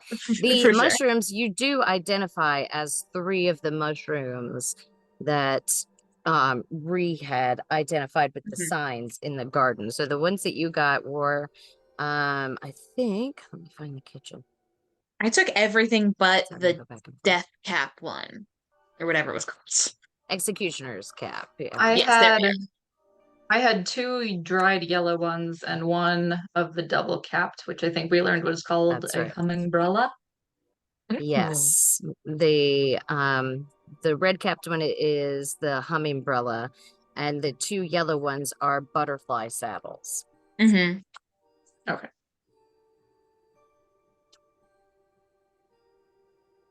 And I don't have that much actually. I have the the black quill that we got The from black quill. Yeah, from the library. Yes. Then a bunch of books, but I don't need to include those. I think it was from the aviary actually where the quill came from. Dun, dun, dun, dun. Perhaps. Maybe. I feel like I'm not That's sure. what orders. Dun, dun. Where is it? It doesn't have its like a name, but it is magical. And it magically produces its own ink. Oh, I great. haven't written with it yet, so you're not quite sure. Okay. Great. Anything else? Just the mushrooms. Oh, the mushrooms. Yeah, you've got a decent quality of all of them. No, I would let you, it didn't, I think you just took 3 of each, wasn't it, originally? Yes, yeah, I think I took like a couple of each of them. Yeah, except the executioner's hood. So you have the butterfly saddle, the elder cap, the hummingbumbrella, and the prickle noggin.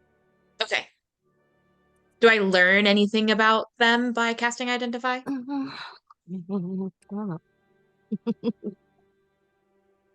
About their properties? Yes, give me one moment. I'll find you. The butterfly saddle, can be used as like an ingredient substitute. It's got like a buttery kind of texture. So it can be used as an ingredient. The elder cap, it looks like it has a kind of antitoxin kind of thing to it. Well, I guess with you casting detect magic on it. It has a it can end a dispel magic. So excuse me, let me rephrase that. It acts as a dispel magic. So if you get something on you, then you can use that. The Hummingbrella is an antitoxin. Okay. So it can be used to end a poison. And the Prickle Noggin, they don't seem to have any sort of edible properties to them. They're pretty. Is just the Prickle Noggin just pretty? This is pretty. All right. I will let you make a history check while you're looking at them as well. Okay. No. All right. Well, that's gone forever. Oh, great. That's a nat one. Nope. It becomes cute. an 8. They're cute. They're cute. Great. Awesome. I will hand all of them back to Echo, the dried ones and even the fresh ones I have, just because I think they are better in their care. And I will Echo, that is an ever burning lantern as well, too. Now that you've done the detect magic on it and threw it in there. Cool.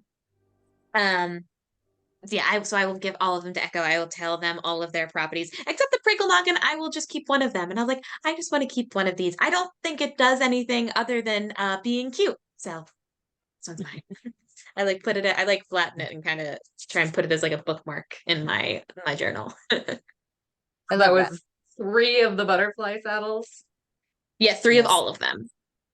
So 3 hummingbrellas, 3 2 3 Prickle elder Noggins, elder cap. Yes.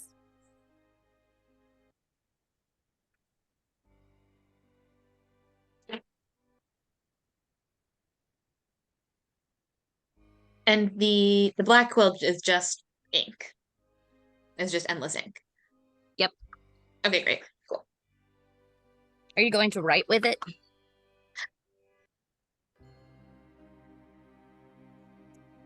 Yeah, probably. Yeah, probably. Yeah, I'll probably just make a note about the mushrooms in my journal, my spell book. The ink it produces is a bright crimson red. And as it dries, it settles into kind of like a sepia kind of color. Oh. Fascinating. Right. Does it seem to have any other quality? Like, does it seem to be affecting anything in my book in any way? Mm-mm. All right. What a fascinating color for ink. Also a crazy change from red to brown, or sepia, I guess. Well, it's useful to have. That's how blood tastes. Oh, really? Oh, good. Mildly more unsettling now.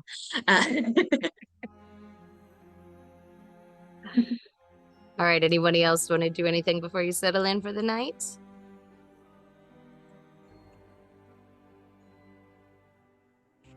Okay. You guys under the usual end of day reflection. Obviously thinking about the various folks we've met in thither.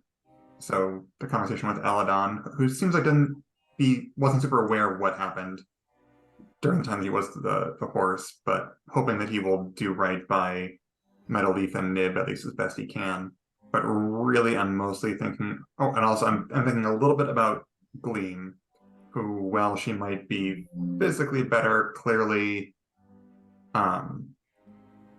has something else potentially going on with the whole not talking to us directly piece, and maybe that's who she was before the experience. And since it's something that is kind of on the radar, but mostly I'm thinking about Dash and our conversation earlier in the day, and thinking back to my younger days and how much of myself and my inner torment from that time period I'm seeing in him. So that's really where a lot of my attention is, as I'm reflecting at the end of the day here. I love that. Thank you. All right. You all settled in for the evening, make yourselves comfortable, and eventually drift off to sleep. And you guys hit level 5. Congratulations. 6? Level 6. 6. I'll edit that out. It's okay. You guys hit level 6. Yay. And we'll go ahead and go to break there. So let's take a quick break, do your things, do your level ups, and we'll come back in just a few minutes. Woohoo! Okay, we're back. You guys are currently awakening from a long night's sleep, and it is a new day. And the day is yours. What would you like to do, friends?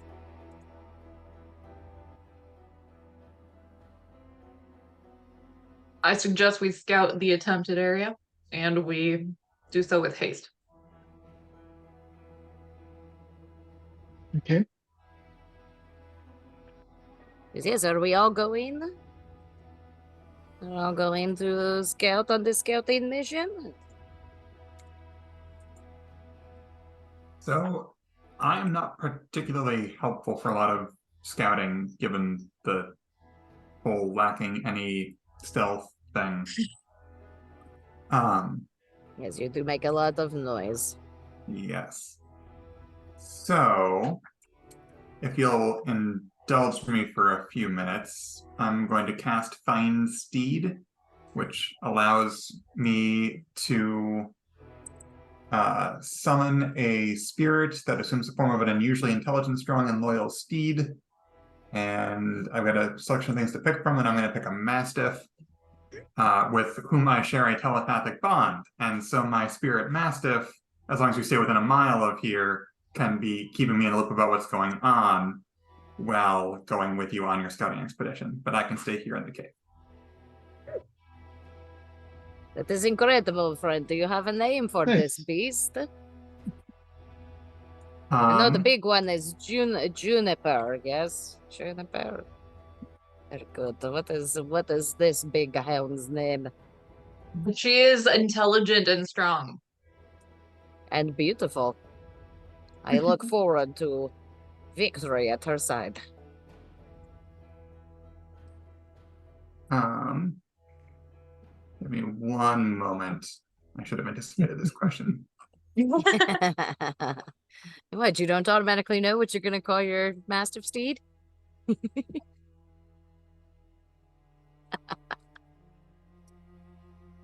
I like to make you name things. Yeah.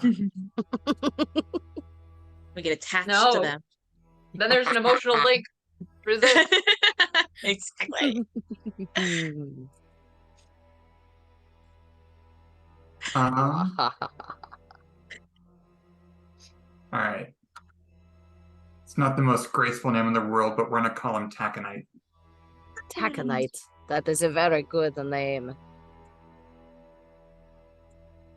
He is a very good... He? Is it a he? This is they? Is it a she? Isn't it? Would you like for me to, Yep, to call your friend? Yep. He, very good. He is a very good boy. So you shall stay here? For the curious ratification, taconite is a type of iron ore that's common in northern Minnesota. Hence. Okay. That's awesome. Very cool. He is a stone Perfect dwarf. puppy. I like him. That is where the Goliaths hail from, yes? Yes. And it was something that my family used to pull from our hills. We they were called hills. They were impressive hills. They were not mountains, but they were solid hills and full of taconite. So reminds me of home in its own way. It's very good. Okay, you are staying here. We're taking the dog. The wooden one, they are coming with me. They are silent, I like that. The other one's the one with the crazy ears. He is hard to control. We should leave him here. Probably Agreed. for Yeah. the best. Which is unfortunate because he is rather stealthy. But I will. I'm happy to No, go. he said that, but I'm not sure I believe it from the volume that comes from that one. You are going to come too. I'm happy to go. I think and join us, depending on how far we scout as well. I do just want to share that I believe we still have these 6 seeds that were shared with us, which would give us the benefits of pass without trace. Yes, I have those if you care to use them now. You have those. I don't know. I had them in my inventory. No, I was just naming them. I don't know if that's how far we will scout or if we need them for this mission. Maybe you should hang on to them for a while and then use them as we approach. and I can also provide us with pass without a trace. Once per. I'd need to take a long nap afterwards, but to use it That's again. okay. But I do like a nap, friend. so I would rather exhaust that before we exhaust our magical items. Now that is a choice you will be able to make as we approach. It is a bit of a hike. Are you sure you're going to stay here? You say the mile. I don't think that the mile will cover it.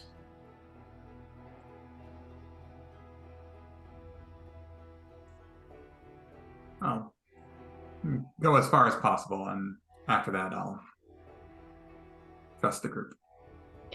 And I'll I can help you out like I used to, Rick. And I'll cast, how long does it last? It lasts about an hour. I'll cast enhance ability on you. Oh, wonderful. Thank you.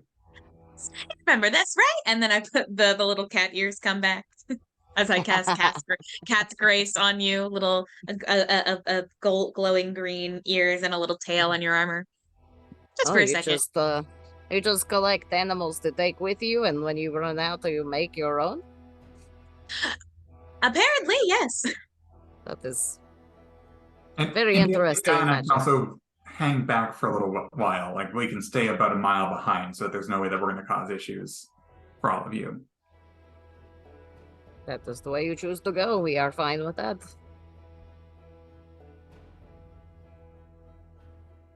Shall we go then? We'll follow. All right. All right, you guys all set out of the cave and make your way back to the trail that you had originally followed in and begin following the path. Excuse me 1 second.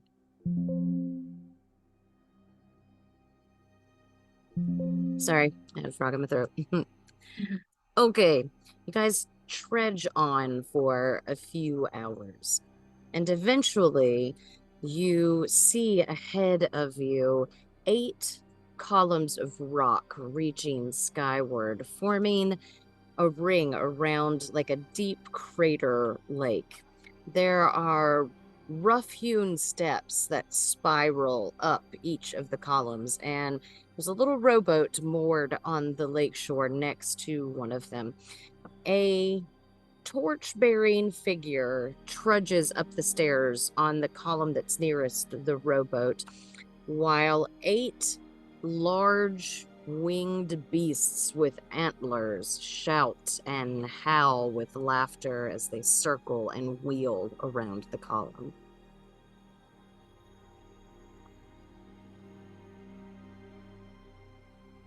What would you all like to do?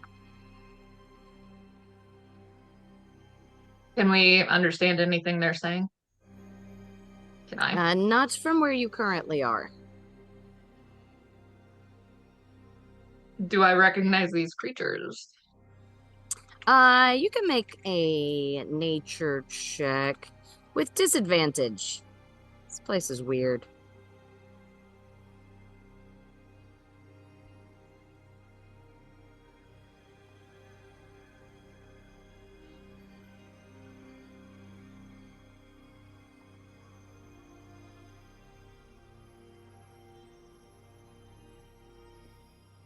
$14. 14. You're not familiar with anything quite like this, and where you're from, there definitely aren't giant birds with antlers that speak and laugh. So you're not quite sure what it is, but you know, it vaguely reminds you of Juniper in the fact that it has like at least an intelligence to it, but you're not quite sure what extent that intelligence reaches.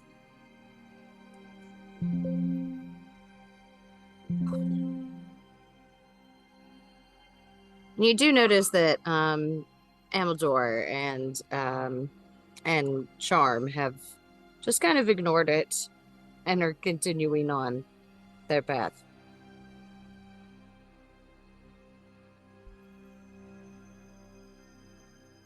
Amador.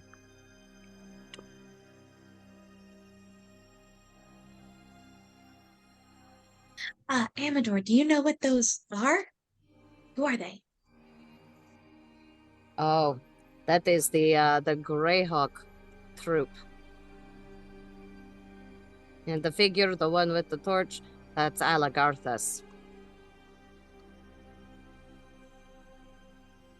Are they a part of the skirmishing factions that you mentioned last night? Oh no. No. Alagarthas, he's probably from where you're from. He's got the pointy ears and the big eyebrows.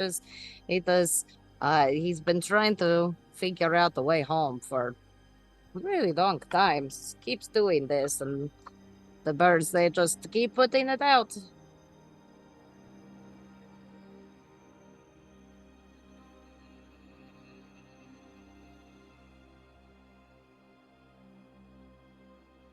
So he's of no concern to us then. I mean, not in your current mission, though.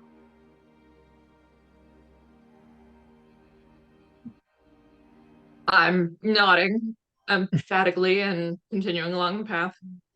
Not part of the current mission. Understood.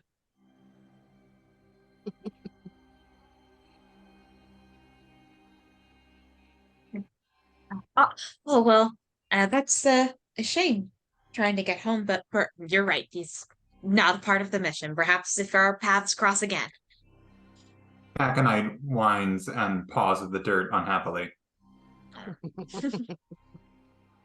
I know. We'll try and I like pat him on the head and I'll be like, we'll try and ease his suffering perhaps on our way back. We're just scouting right now.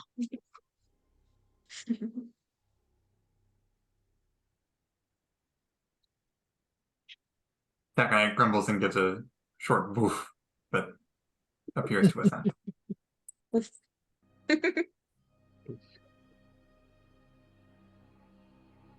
Okay, are we going to continue on? Mm-hmm. I will follow. Let us go, friends. And you guys keep on following the path. And you reach, eventually, about mid-afternoon, you reach a fork in the path. One continues to go to the north, and one goes to the south. I'm so sorry, gosh. And Amador, he pauses, and he goes, I mean, if you want to go straight to the castle, we can go this way. And he gestures to the north, so we go straight there. But, I mean, if we're just going scouting, then we should definitely go on. But I very much recommend you come back this way, and you at least talk to the Koreds. They might be able to help you.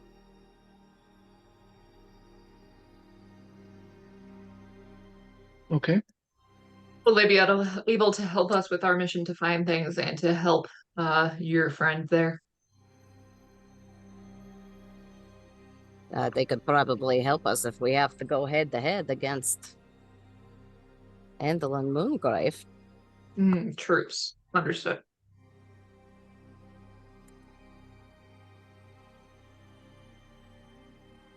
Okay, we could just let's go on to the castle then. Where does We the take just out of curiosity, where does the other path lead? if you go down to the south, it will take you down to. They've got the Lockberry Henge. That's where the Corrids make their homes. They have like dances there every time there's something to celebrate. That's really something great to see. And then if you keep going down, you can go to the Briganock Mine. Right. Well, good to know. Well, that sounds quite lovely, but let's head to the castle then. Okay, let's keep on going then. 1 second.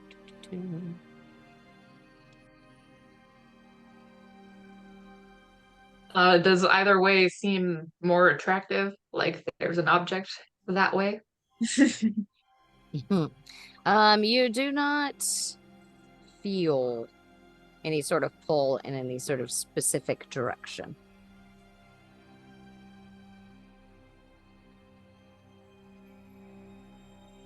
Okay, wait 1 second. I'm sorry. I'm gonna read some.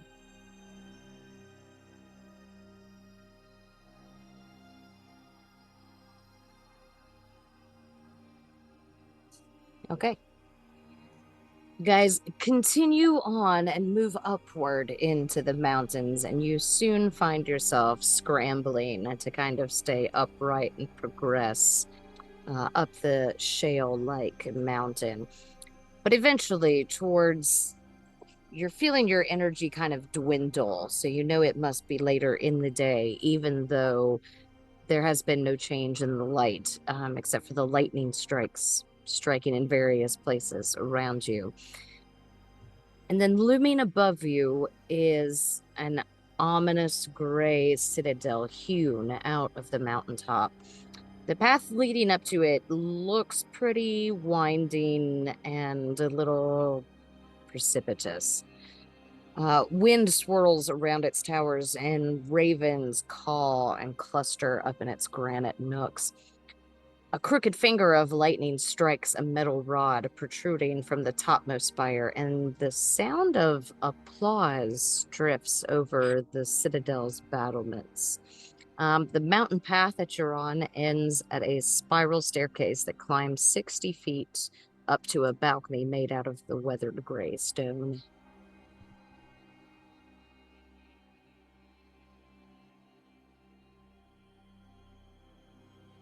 So this is the castle, friends. Have you gotten any closer than this before?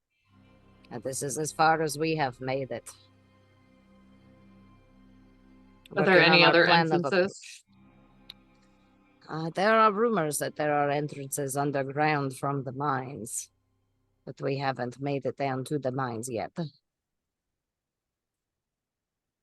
And those are on the south path, is that correct? Yes, that's right. We had to go back down to the south.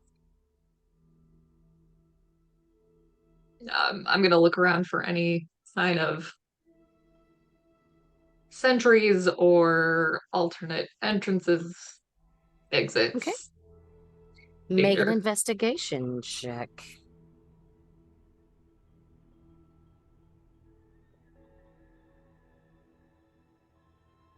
Pen.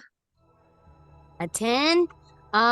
You don't see any other way into the mountain that houses this castle, but as you kind of skirt around and look at kind of the side of this citadel, there is what appears to be a hot air balloon that's made out of bulging rain clouds, and it's tethered to a much higher stone balcony.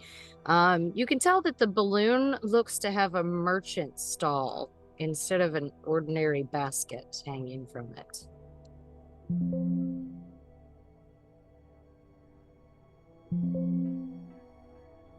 And the best way to get to it would be to follow that path up. That is pretty much what you can discern from there. Was that you would have to approach from the front door, basically. Another weird balloon. Do we think it's the same one? I mean, how many of them do we think there are? At most 3, one for each sister?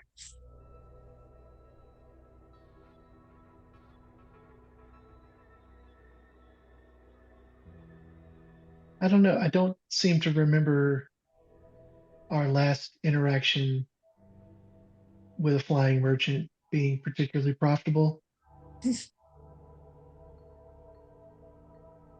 mean, it wasn't a bad experience, but we didn't really get anything out of it either. I don't know if we have what they wanted to trade. If I remember correctly, they wanted experiences or some kind of weird currency or just trade rather than purchasing. Though we do have a lot more stuff now than the last time. That's true. But we'll have to see if Endai will be willing to give up his stuff.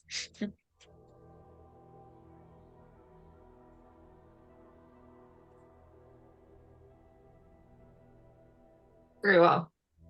Do we approach or shall we seek another path?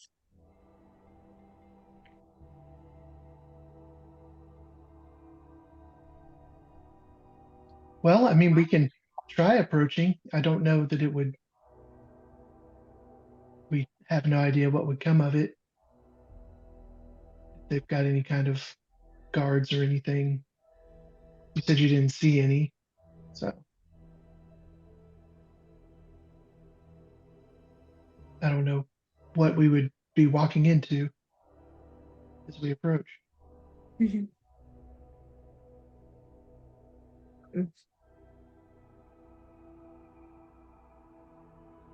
Okay. What would you guys like to do?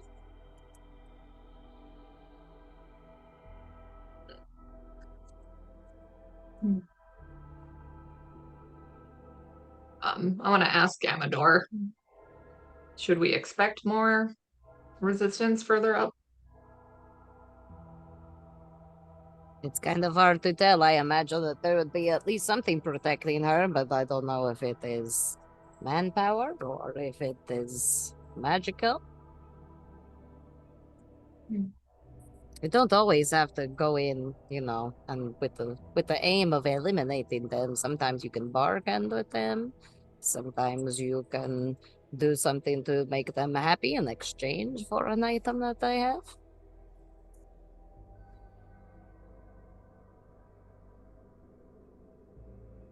Do you know of any people who've made bargains with her? With can't remember her name. Endelyn. No. Endelyn. Endelyn, yes. No, I don't know anybody personally to have made a deal with her, except for shit, what's the name? You find his name. Except for Alagarthas. He made a He's deal still with her? paying for his. Yes. So his current status is probably a result of whatever deal he made with her. Well, I'm sure if he could figure out how to enact what he needs to do in order to find the path home, then he could probably end it. Ever those birds keep stopping his attempt, so I don't know if he'll ever be able to do it.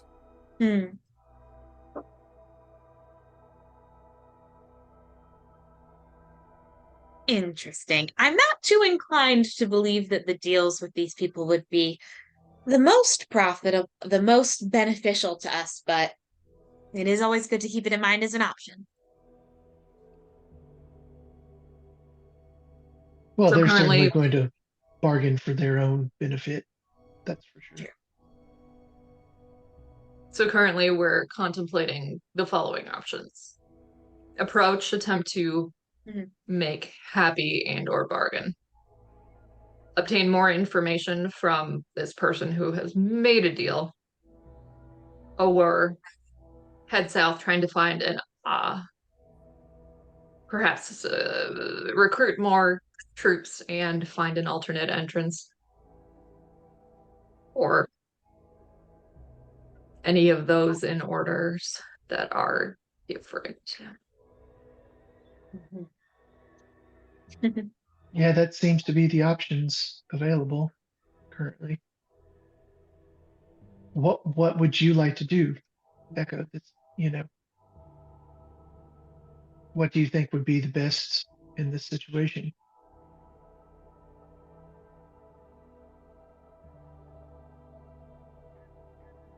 I would advise obtaining information and backup before an approach. Even if we choose non-hostile means, acquiring those can be advantageous. Okay. I think I'd like to talk with Alagarthas as well, and I think that would probably also make Rick happy. I pat what's the dog's name again? Taconite. Taconite. I like pat Taconite's ears. His head, not just his ears. He gives a happy little nod of the head, tail wagging.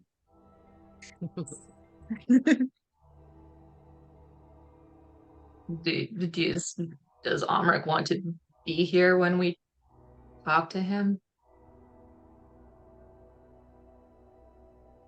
If I'm about a mile behind them, am I actually already pretty close to? You're closer to it than they are, yeah.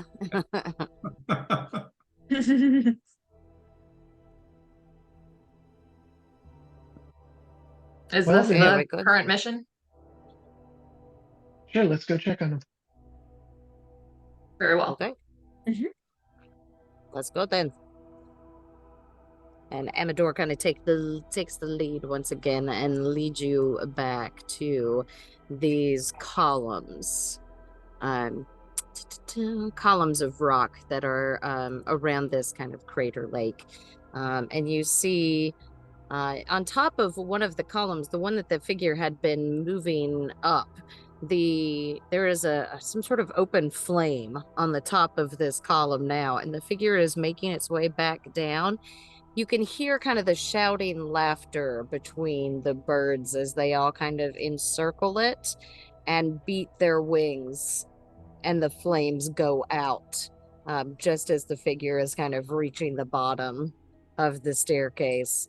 And you see it like pause, and it stands there for just a moment. Almeric and Dai, you're seeing this first, of course, before he starts back up the staircase again with his torch lit in front of him.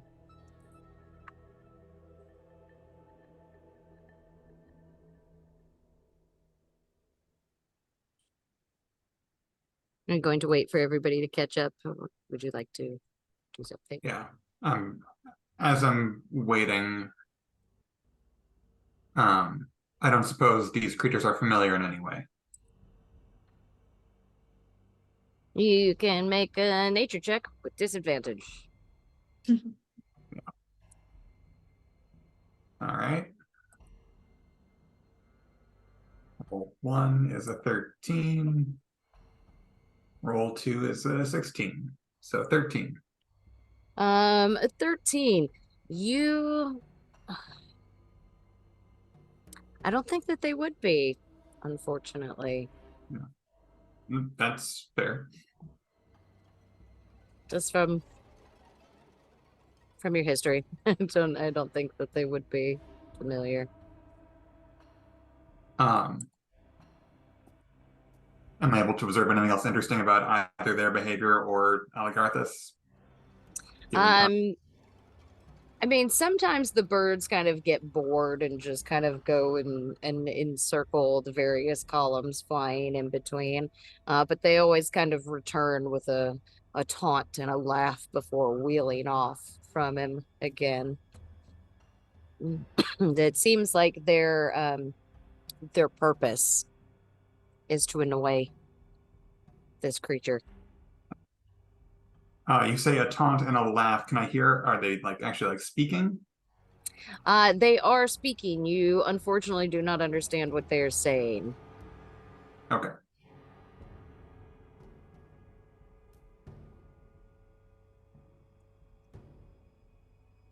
Okay. Eventually, you guys all gather back up at the rim of this crater lake.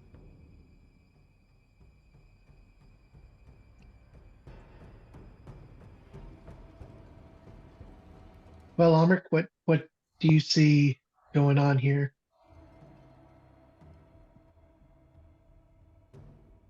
I'll relay what I've been seeing. There's definitely some sort of toxic relationship here. Do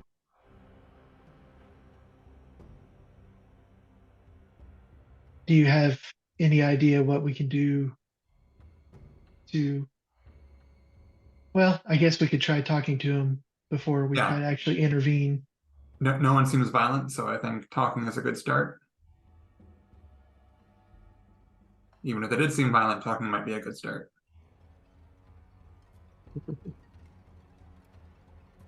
Okay. Suggest we take as many precautions as possible.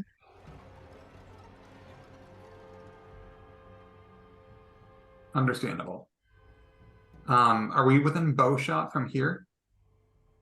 Probably pretty close. I don't know if it would be. What is the farthest range out of 300? 300 feet?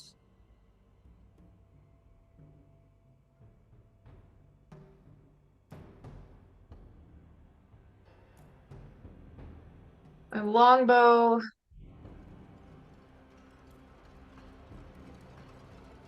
I don't know what. My longbow says 150 feet / 600 feet. Damn, 600 feet. Yeah, I'd say you're within shot range. And at about this time, when Echo is drawing their weapon, you see that the flame and the spark of fire light on top of that on column once again, and the figure starts trudging back down the stairs.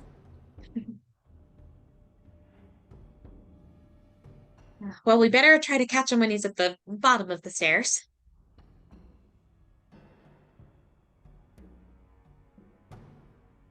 Okay, are we going to approach? Echo, would you like to stay here and provide cover from this location or somewhere a little bit closer in?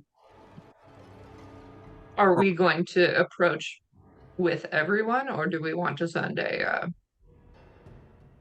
welcoming committee?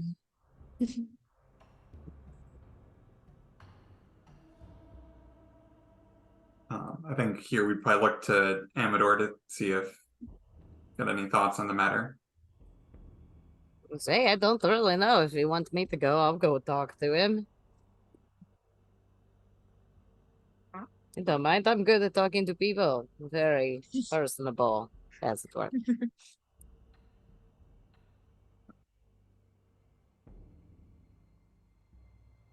I would like to go as well. Yes, me and you? Very good. This is a very good partnership, my friend. I will cover you. Okay. I appreciate that. Anybody else Come on, interested in coming? Join. Just for the sake of it, just to make sure I can get our questions answered. Not that y'all can't do that. You both can't do that, of course. You're the more inquisitive of the group. I can definitely tell. We should bring you along. All right. Leave the one with the ears here. Actually, despite the ears, he's really kind of frightening looking, isn't he? He's not. He's frightening looking, but he's just a big sweetheart, truthfully. He's just a silly little guy. Just a silly little guy. I will live by your assessment then. Juniper will stay with me. Very good. All right, friends. Let's go on down. And he begins to lead you down, walking very jauntily with his little dandelion shoulders. Is it dandelion? He's not the wish dandelion, is he? Or is he like he's just the flower, right? Like the He's yellow just flower? a flower. Yeah. Oh, okay. Not like he could be blown away at any second, especially in a particularly windy place. Okay. I mean, he's a stem with a big flower head, like little leaves coming off of him for his hands and feet. But not the like make a wish ones. What are those called? No, the Okay. blowy ones. So I don't know what Yeah, they're yeah, called. the Poof balls. when he gets older, in his old age. That's what happens when you go grave. Let's go. And you guys make your way down. And it takes another couple of minutes as you wait at the bottom of the column for this figure to descend. But you do notice immediately that it is an elf, and a rather handsome one at that. Kind of brownish, reddish kind of hair. He's got a bit of a scruff on him, which is super unusual for an elf. But it is like a 5 o'clock shadow, which means it's been growing for years and years and years. So he comes down the steps, and as he turns around and he sees you all standing there, he kind of just slows in his steps. And he was like, I don't know what you want, okay? Just take whatever it is you're after. It's not like you can hurt me. We're not here to take or to hurt. We're here to learn and to try to help if we can. You seem to be in a rather unusual predicament. Not too many creatures not looking to take and hurt. What's your end game? We are here because members of our party have lost things that have, we believe, been stolen by Endelyn. And we would like to do our part to retrieve them and to try to help this land start healing and get back to what it was before. Well, if she has your items, I recommend forgetting them and leaving. Figured you've had dealings with her then. More than my share. Is that in some way connected to whatever this is? Yes, this is how I get home.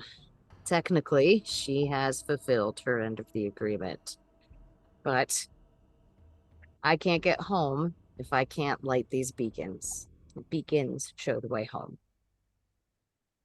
So, I keep trying to light them. They keep putting them out. How long have you been trying to light the beacons? Too long. I don't know. You must not have been here for a very long. Time is not the same thing everywhere you go.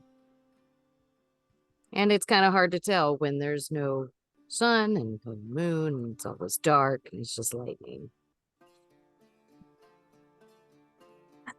Yes, I can imagine that's very frustrating.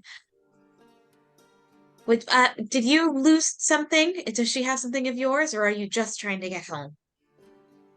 Not anymore. I'm just trying to get home now.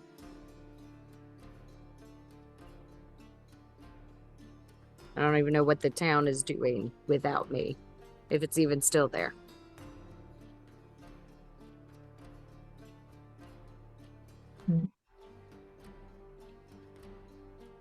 Where exactly are you from? Where are you trying to get to?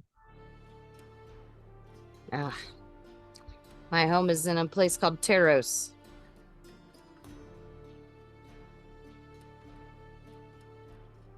Is that where we're from? Yeah, basically. Okay. Okay, great. Teros is a right. big place, but you don't know exactly where in Teros. You get the idea. Like when people move over here from other countries and they just get tired of describing where they're from and they just go, I'm from Germany or whatever, because you're not going to know where in Germany they're from anyway, right? Like, But that's our kind of what it plane. is. Yes, that's on your plane of existence. Okay, great. Oh, well, that's our plane. That's where we're from. That's how we got here. Or not how we got here, but where we came from. Really? Yes. Or at least myself. I guess I shouldn't speak for my companions. That's interesting that you've crossed over. How? How are you getting home? That is Well, we don't really know. Great. Well, I guess you could do the same thing I'm doing if we can ever manage to get it accomplished. What Did have you the come? birds been doing while we've been talking to them so far? Or the flying creatures? You notice that the fire that was on top of the tower, the column, has gone back out, and they're just kind of wheeling about. They haven't made any aggressive movements towards you.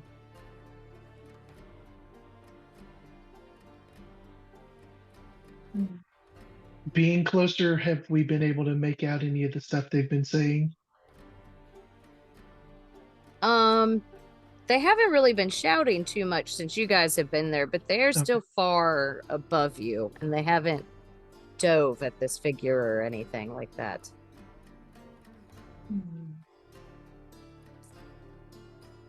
So have you figured out any rules or anything associated with this predicament you're in? Do the birds ever get close to you? Do they? They just like to yell and laugh and put out the fire. Okay. Have you ever tried to physically interact with them in any way? I shot at them a few times when I first got here, but lose enough arrows and your bow is pretty useless. And you notice that he has absolutely nothing on him. Like, he is wearing really threadbare kind of clothing. You can tell that it was probably once pretty nice, but it's just kind of old and tattered and seen a lot of wear and tear by now. But he has nothing. He's not armed with anything. He's got a torch, and that's pretty much it.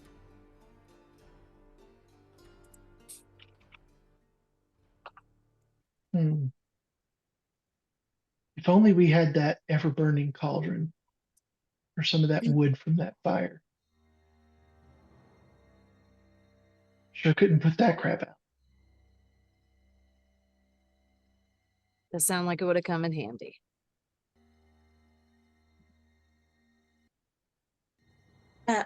If you don't mind my asking, would you tell us a little bit about your deal with Endelyn? Obviously, she fulfilled it in her way, but what did you trade her? What did she want from you? We're considering perhaps doing a similar route. I would very much advise against that.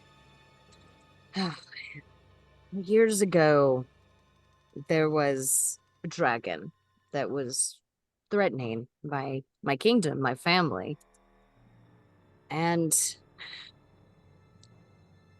after I failed to kill it a few times, I met Endelyn, and she saw a future in which I killed the dragon, but I lost my life in the process. But she also said that she could see an alternate future where I killed the dragon and survived, and that she would give me the details of her vision if I just came here for a year, just 1 year. So I did. And it just went on and on and on. It was the longest year. And, you know, when it was finally over, she told me that there was only one way to get home. And that was only visible in the light of the 8 beacons. So I came here to try and light the beacons, and I've been trying ever since. I can make no headway. Sometimes they'll let me get 5, 6, even 7 of them lit before they start putting them out, and I can see home, and it's so close. But they always end it. So I just keep trying. Here we are. I keep hoping that they'll get bored and go away and leave me alone. That's the nature of these kind of creatures, but hasn't happened yet. Do you know what they are? You say you know something about their nature? I mean, they are Fae, but they're not originally in these forms. They're a troop. They came here as pantomimes. They're known as the Greyhawk Mummers. But they got really cocky, really sure of themselves, and started to not be as entertaining. They became haughty, difficult to control. So Endelyn, she locked them up. When they begged to be set free, she let them. But only after she made them these.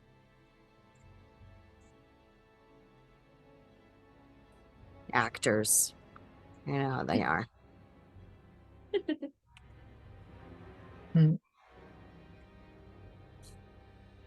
I don't know, Amrik. Talking is seemingly less and less interesting.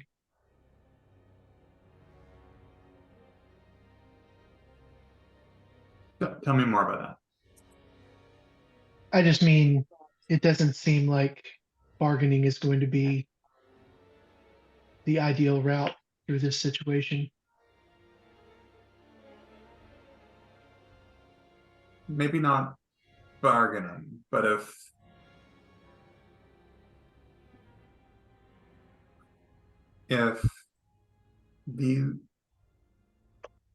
these are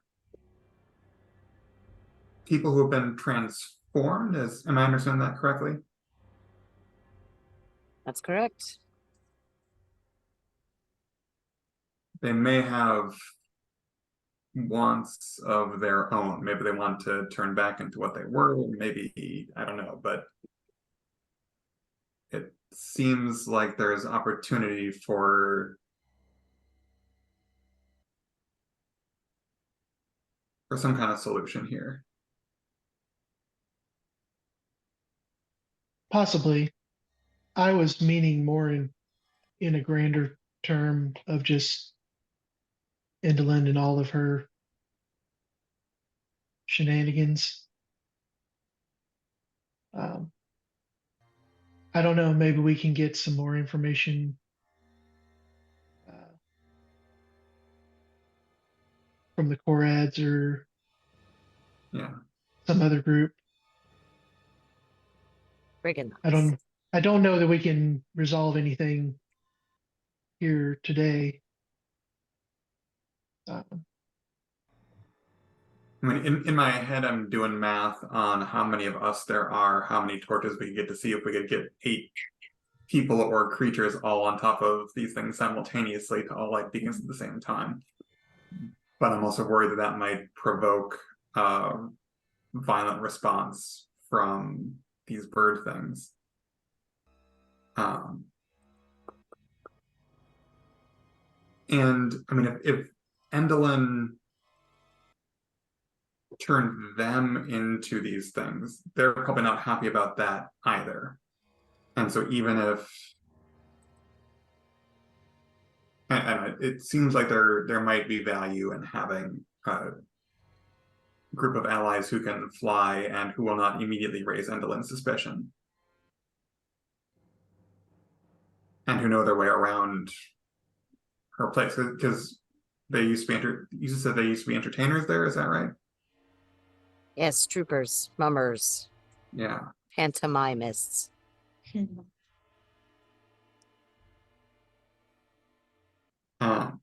Should have seen some of the outfits they wore. It's ridiculous.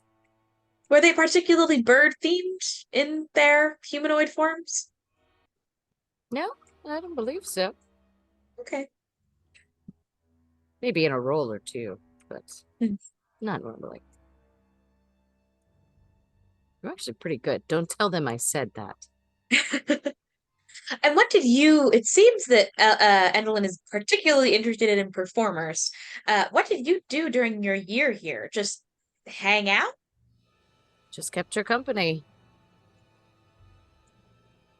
Interesting.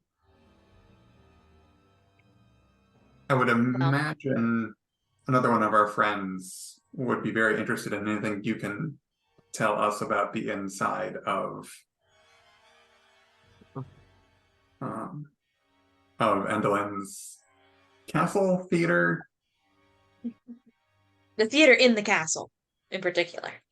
That's right, yes. I mean, I am very familiar with the place. If you assist me, I'll be happy to assist you.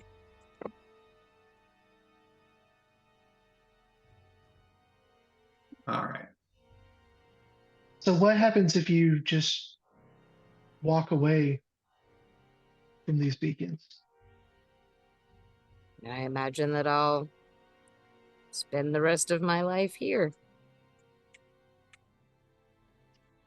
Well, I mean, in the short term, like if you took a walk, would the birds follow you, or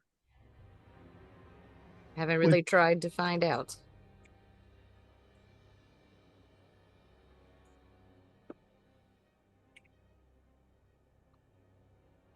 I mean, it might be worth it. Obviously, in this current situation,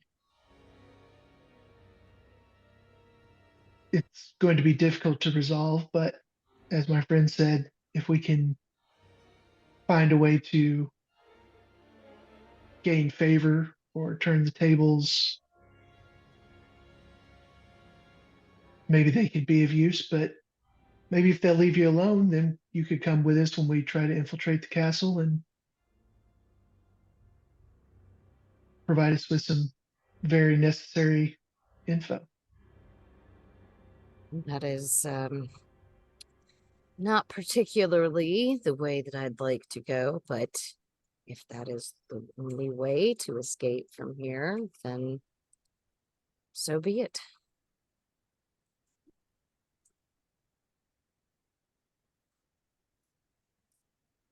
Well, I mean, we certainly need all the help we can get, and we would certainly be glad to help you in any way we could in return. Amador pops in and he goes, I haven't, yeah, you know, you guys, the birds and the mummers, they're not really on good terms with Endelyn. They probably would actually attract quite a bit of attention flying in. And like this guy, I don't really know if she'd be thrilled to see him at this point.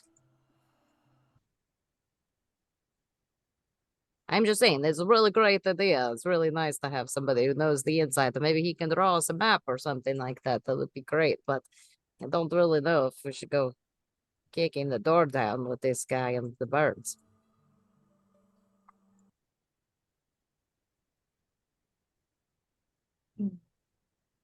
How about as a starting point, we go and try to talk to the birds, and Ree, you've got some paper, right? I have plenty of paper. And something to draw with. Yes. So, Alagarthas, how about this? How about you start drawing us a map? We'll go talk to the birds. If we can come up with a resolution with them, you can give us the map of whatever other information you got on the inside of Endelyn's place. If we're able to work something out where you're able to get the lanterns lit and go home. Does that sound amenable? I'll start on the ground floor for you. And if we can reach a solution, then I'll provide you the rest. Any recommendations for how we go about getting a conversation started? I don't know. I've never been interested in a conversation, these things. Understandable, given the circumstances. All right. From what I was seeing, they mostly started heckling him the further up he went, yeah? Yes. They weren't heckling him a lot at the front. All right. Well, then I think it's time to start climbing and see if we can have a conversation. Okay. Are you just going to start climbing, or are you going to yell back to the rest of your group?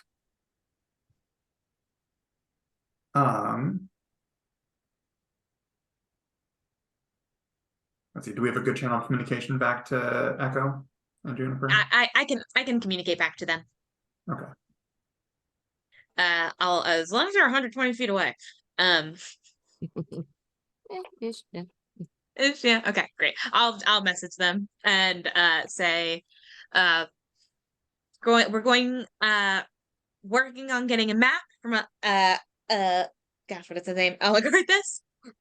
Currently trying to broker a deal with the birds. Stay tuned. Stay tuned. Stay tuned. To this, your personal Rio channel.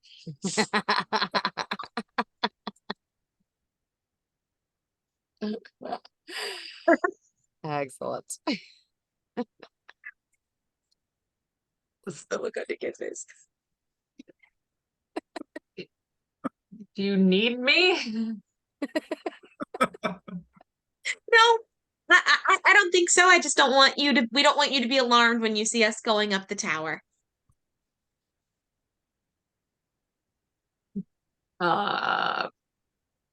Grasp a little tighter to my bow, but encourage Juniper to sit down. Yeah, you can sit there. We're not gonna go anytime soon. They say they're fine.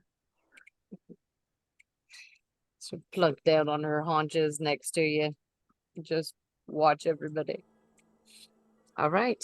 You guys begin to make your way up the stone staircase that spirals around the column, and you trudge onward.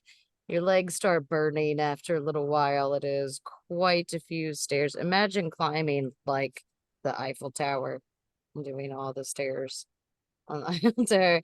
Your legs start hurting after a while, and you get up high enough, and the wind is really buffeting you and kind of pinning you up against the column of stone, and you make your way to the top where it plateaus out, and there is a brazier placed there, where you can light a fire, and you imagine that this is what how Garthas has been setting a light as he makes his way up. And the wind is just absolutely whipping around you as you approach, and one of the birds swoops into you, and it just kind of leers down at you.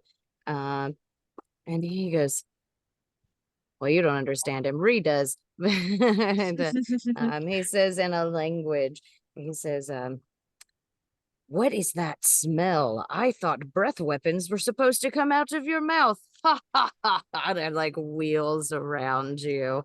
And a few other come in like laughing behind them as they all kind of swirl around you.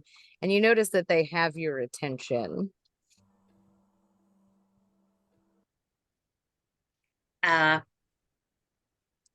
I will We have their attention. Yes. I'll say, well, they're definitely actors. I say this around, and one of them kind of like swirls and drops, landing on that brazier in front of you. And it leans down and it goes, actors, you say? Yeah. Are they still speaking in Sylvan? Yes, they are speaking in Sylvan. Okay, I'll try and speak in common just to see if they speak it and we can all have the conversation together. Oh yes, we have heard of great tales of you and your troops, incredible reputation, and we wanted to come see about you for ourselves. I see that you have excellent taste, my dear. Thank you. We've heard a bit about your predicament with Endelyn, and we wanted to we were wondering perhaps if there's anything we could do to help your situation. What situation is that? You know, the bird situation. I imagine while you are incredible in this form, and your wit definitely has not taken a has definitely not been deterred in any way, you probably would prefer to be in your previous forms, would you not? We would like to be ourselves again. How can Yes, you and help? well, that's a great question. Where can everybody are we only can everyone hear? Or can everyone understand their language? Or are they only speaking in Sylvan? No, they're only speaking in Sylvan. They've understood you, but they have Okay. not They're only responded speaking in in common. Sylvan. All right. Well, okay. Um, well, we have some business of our own with Endelyn, and we would very much like to and we have some business of our own with Endelyn, and we are of the understanding that making a deal with her is perhaps not the best idea. And we think that we could help you and our friend Alagarthas down there, and also get what we need from Endelyn. Only if we had your help, though. Kind of looks about itself, craning its little bird neck to look at the friends around it who have all kind of settled into a bit of a holding pattern around all of you. If you seek our help, we'll help you. You will? Of course. For a price. Oh. I was thinking you'd say that. What is your price? Not saying we'll take it. You and your friends look entertaining. You entertain us, we will assist you.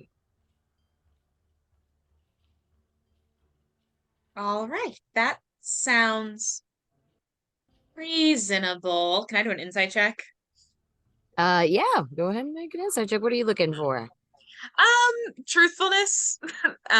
Primarily that there's no like double entendre there of that, like if we entertain them they'll help us, that like I don't know, just that there's no like that it's a straightforward offer essentially. And they're Gotcha. not going to be Gotcha. like back channels. Understood. Make your insight check. All right. You're appealing. Great. Dirty 20. A dirty 20. I mean, you can tell that they are being truthful in what they are saying, but you're not quite sure what their idea of entertainment might be. Okay, great. That sounds possible.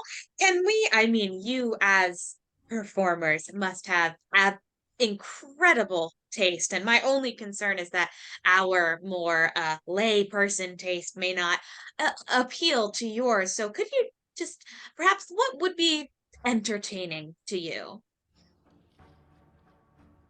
Could give us a play of your own. A play of our own. Yes. All right, like of any particular topics or It's up to you. materials? All right. Interesting. Very interesting. Let me talk with my companions about that and see. But we thank you. But I thank you for your generosity and your offer. And I'll bring everybody over and I'll be like, come here, and like step a little bit away from them and just kind of tell them what they said. They want us, so they're willing to help us.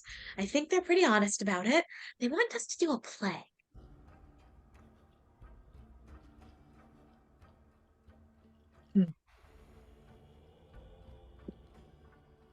I assume I'm still not here.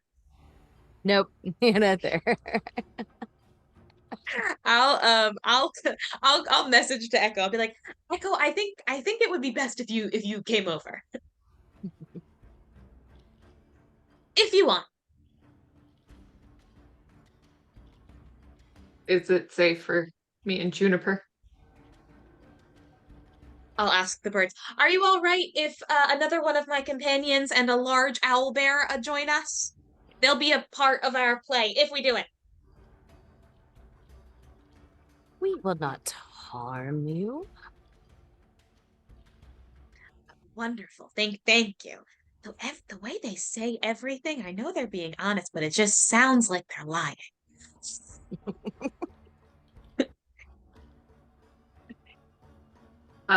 What is the situation?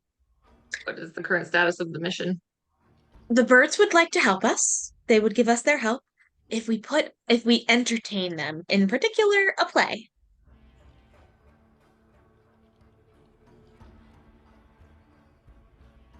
So just any play we can put on and they'll help us. Yes, I have the feeling it probably needs to be good quality. But even if but sometimes things are so bad they're good. So we also have that on our side.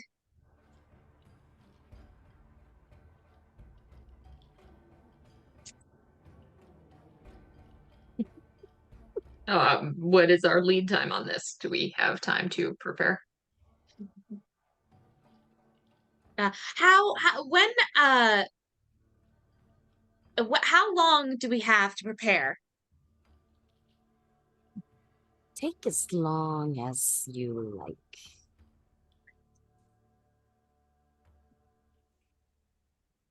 Share that.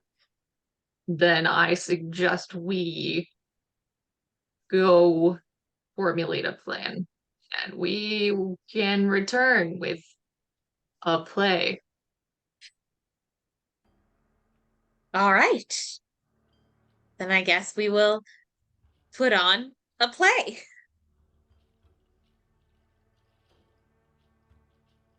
The bird looks at you and he goes, good luck.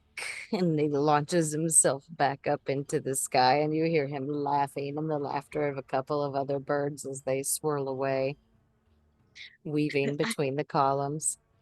I shout after them, I've read in books that it's actually not good luck to say good luck to theater people. Is that true? They pay you zero attention. All right. Well, that was perhaps an insult.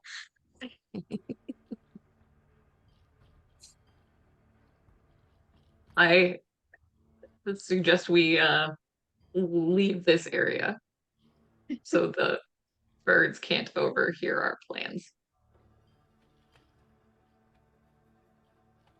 I think that's probably best. We is wouldn't want to spoil any sort of surprises or jokes in the play by having them hear us rehearse, of course. That's very true. The element of surprise is very important. Is your friend coming with us?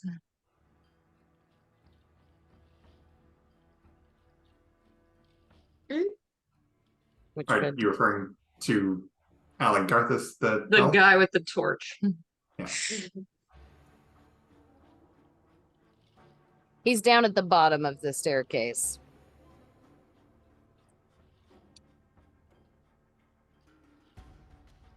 As I'm following the team down. Are you coming too? What is your status? Are you an enemy or an ally? Well, probably neither at the moment. But I do have this for you, and he holds out a map to you, which I will put in our Discord chat. The whole map or just the first floor? Just the first floor. All right. That's what it is. Okay. He looks at you and he goes, to echo, he's told us he'll give us more floors so we can finish helping him out. I thought you would appreciate the tactical advantage that having a map of the castle might offer, or the theater. I do. Will Agarthas be helping us with the play and or obtaining our items? Is there, you're doing a play? Apparently. Yes, that's what the Greyhawks have demanded as a part of their willingness to help us. If we can entertain them, they are happy to help us, and they find plays in particular entertaining. Oh, that's interesting. It certainly is, yes.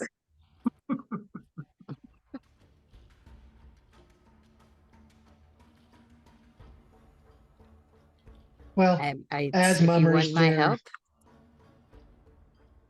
I guess I can help if you want it.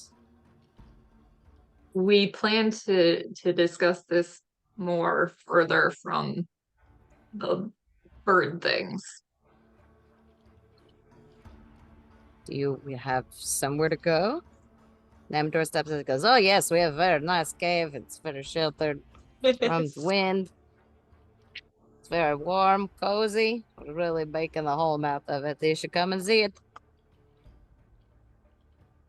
Because, I mean, I guess.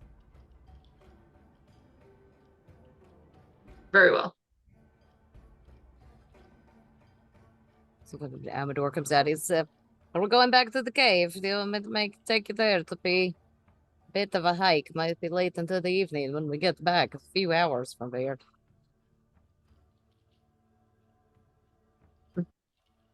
That'll give us enough time to select a play and get some practice in, and then we come back in the morning to see if we can't get everything resolved. Oh, so you actually want to do a play? I thought that was code. No, unfortunately not.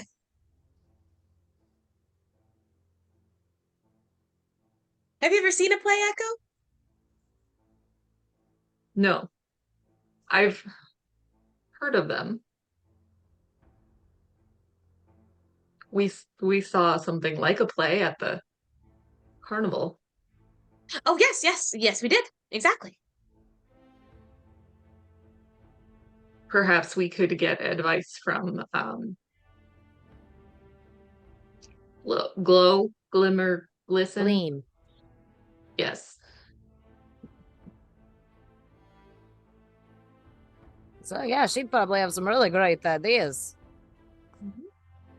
And we could also use this time to see if we have other allies with other groups. Perhaps they know plays. Or they know anything about, they know plays or anything else about the Greyhawk mummers. Or if we decide to, air quotes, do a play, they could provide useful. Did I do that right? Yeah. Love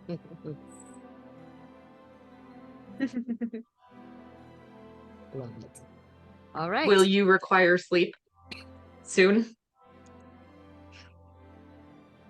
Oh, me. Yeah, it's probably getting pretty late. I'm a bit tired for the day.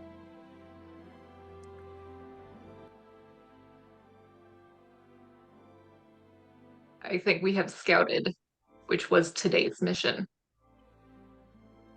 Yeah, we did a really good job of the scouting, didn't we?